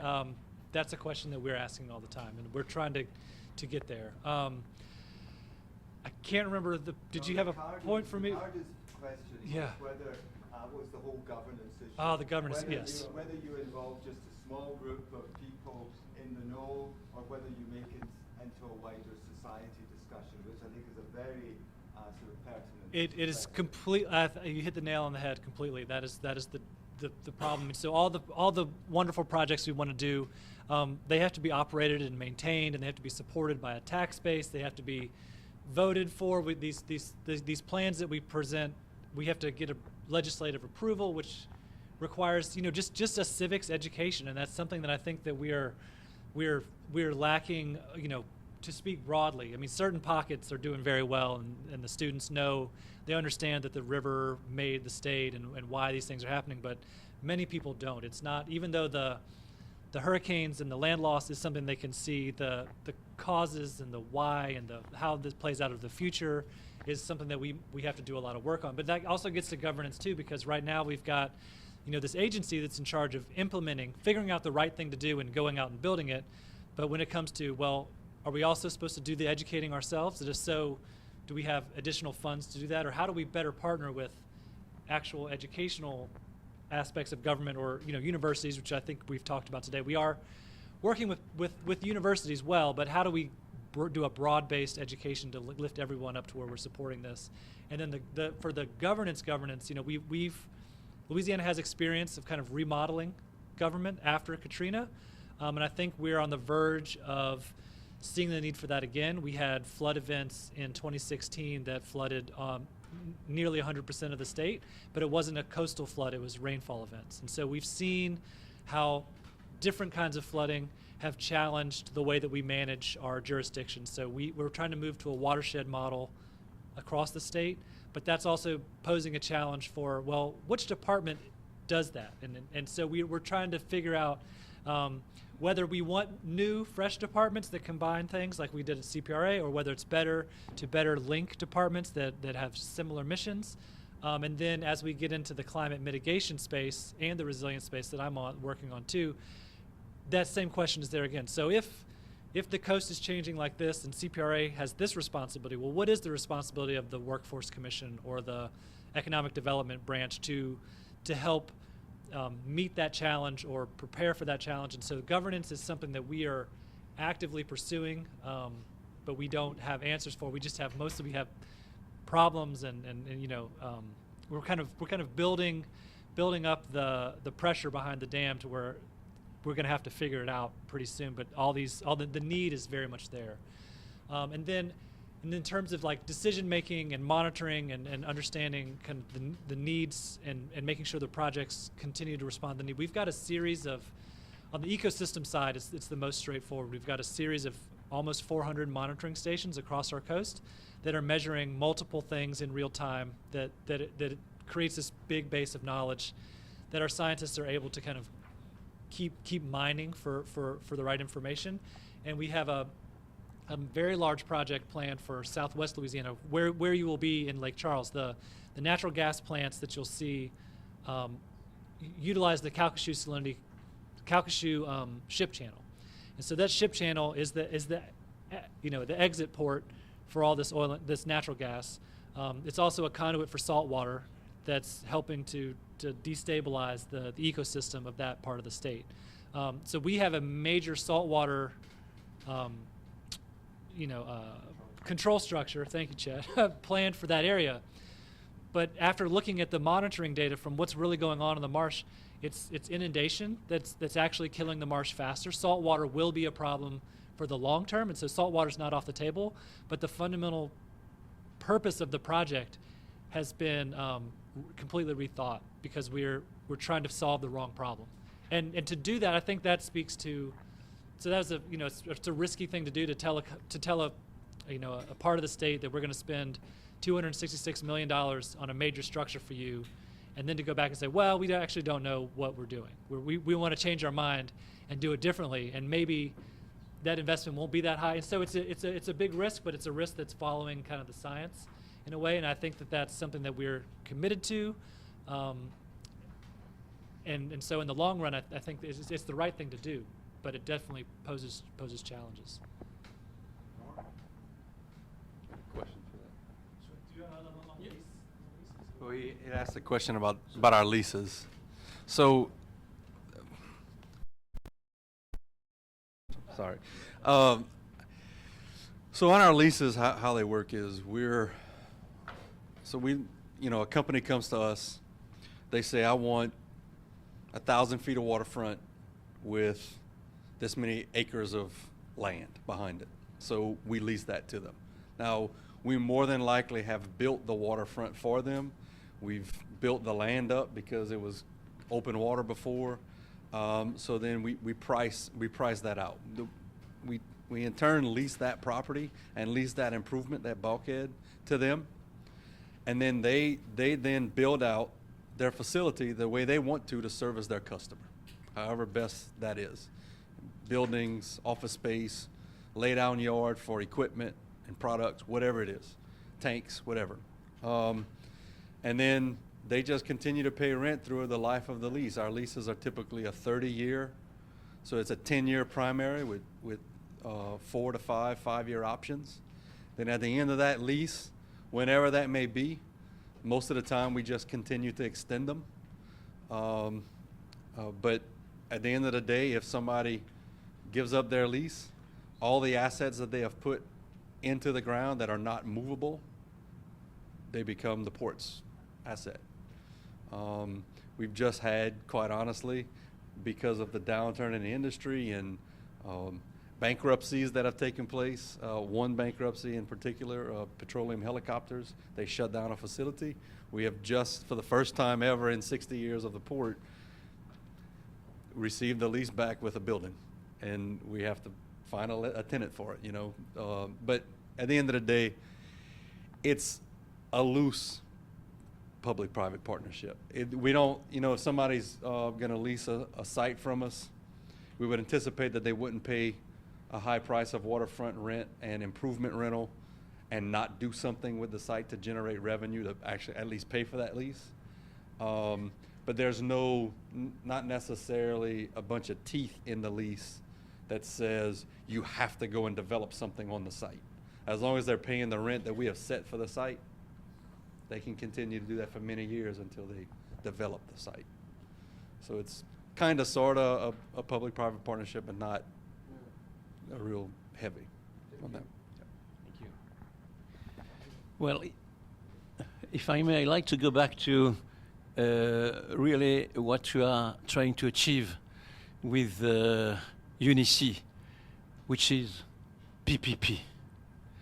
And then I have a challenging question. Relating to the LA highway, if I was in France, for instance, having to advise local authority, having to advise the government, I will very quickly ask the question, why aren't you developing such a project under a concession PPP? i.e. a situation where the concessionaire recovers from the users and where this is at no cost at all for the state, and where the concession then goes back to the state after 30 years at no cost in a good operating condition. And I'm saying this because in France, that's why we are cousin, that's why I like to speak to my cousin here. In France, if we don't raise that question, it's considered as a very bad management. It's not good public policy. And many projects in France have overlooked that. And for instance, give you there's so many images. One, there was a tunnel to be below city in the south of in Toulon. If the tunnel would have been built in concession PPP, we would have had that tunnel within 5 years, no cost overrun, no cost for the public budget. But because they didn't do that, it took normal procurement for that tunnel to be built in 15 years and 50% of cost overrun. And on the reverse, when we are, then that's why in France we are always raising that question. And all the main projects of this kind now are developed, try to be developed. I'm not saying it's always the case. We need to, of course, make a prioritization and look at all the options. But in most cases, at the end of the day, when you have finished your feasibility study, you find out that it's better to do it in concession PPP. I just give 3 examples. The bridge from to l'Île de Ré in France, which is about 15 kilometers bridge. And this bridge then has been in concession PPP, and so far it has been working on time, within budget, and it didn't cost anything to the state. It's not true what I'm saying. There's always an element of subsidy. We all know that. There is always some gap in viability to render a project viable. Another one has been another very famous bridge in France, the Viaduc de Millau, which is an incredible bridge where each pile is higher than the Eiffel Tower. And the people go on that bridge, take that highway to go on that bridge. If that bridge would have been developed under traditional procurement, it would be just another traditional bridge. It would not be a fantastic piece of engineering which has been done by the heirs of Eiffel, Eiffage company. And because of that bridge, there is 15% more traffic. And because of that bridge, the people are ready to pay €3 more to cross the bridge. Another example, similar, and I finish with the example. In Marseille, there was a need to make a tunnel under the old port of Marseille. So the question was, again, and everybody said, well, but it's an urban tunnel. No way to do that in PPP. And then there was a big inquiry about the population. No one wanted to do it in PPP. Fine, guys. Then, afterwards, there was explanation. If you do this tunnel, we cannot afford to have this tunnel in 5 years. Impossible. But if we do it in PPP, we gain 5 years. And you people who have to cross Marseille, you will pay, yes, you will pay €2. That you will gain immediately the €2 only in fuel.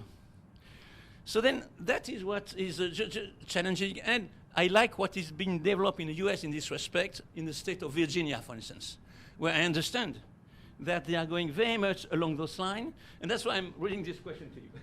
Thank you. Well, just a brief answer on that. We've looked at that. If we brought in a concessionaire to build the second half of our project, that concessionaire needs to get his investment back. So it would be, we've looked at what they would likely charge, and it would, we felt in talks with our state that the tolls would be so high it would drive off economic development, and it would be a huge burden on the workers.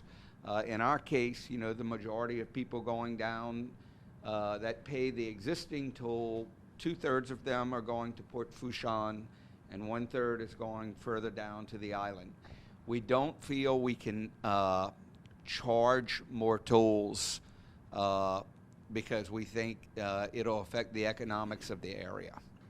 You could always make a subsidy in part of the investment, or even on total of the part of the investment, and just pass the risk of construction and the risk of budget outruns and time outruns to the private sector. Yeah, so our state is doing that with another bridge they're building in Belle Chase. They're bringing in a private partner who will, you know, put up money, build it on an accelerated schedule, and get their investment back in toll revenues. It's just our bridge already has a heavy tolling burden that we must honor with the federal government to pay back the TIFIA loan that I mentioned. Yes. Sorry, I fully understand and agree as a matter of principle. Now, the second question relates to the benefit of PPP.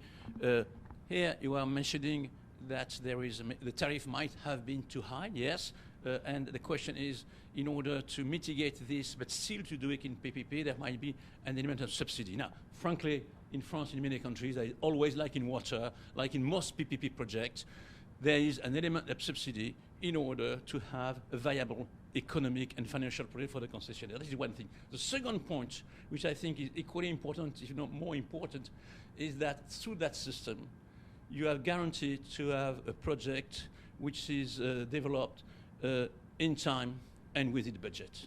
So then the question might be, if not a real concession PPP, why not design and build in a way that you just have the general sketches? Of course, you know what you want, but you are really looking on functionality. I want to reach that result, and that result must be a result which then should be always adapted. So I am then putting that in competition in order to have the private sector competing not for the functionality. And then, if they undertake to compete for functionality, it means that they are only paid if and when the highway is providing this functionality. It is the same for any facility. And this is something which we see as not a real PPP. It's not a real PPP, that's for sure, but as something which seems to be more and more important. I was just mentioning this bridge of Viaduc de Millau. If this bridge would have been built in a traditional design build situation, the cost of the bridge, only the cost, I'm not mentioning the timing and the outcome, the cost of the bridge to start with would have been 20% more. Now, because it was concession, then it was A, 20% less, 2, no cost overrun. Altogether, the state gained 50%. So this is kind of a thing that for us is important to exchange as much as we can, because the exchanges, some good, some bad. Of course, I'm speaking of one or two good, but there are many who are bad.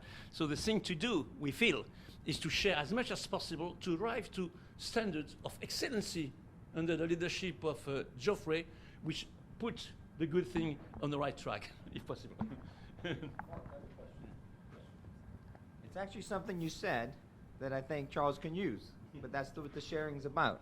And thank you again for David Dodd and Jeffrey for bringing us all together. Vic, outstanding lineup and discussion today with your team. Okay, so here it is.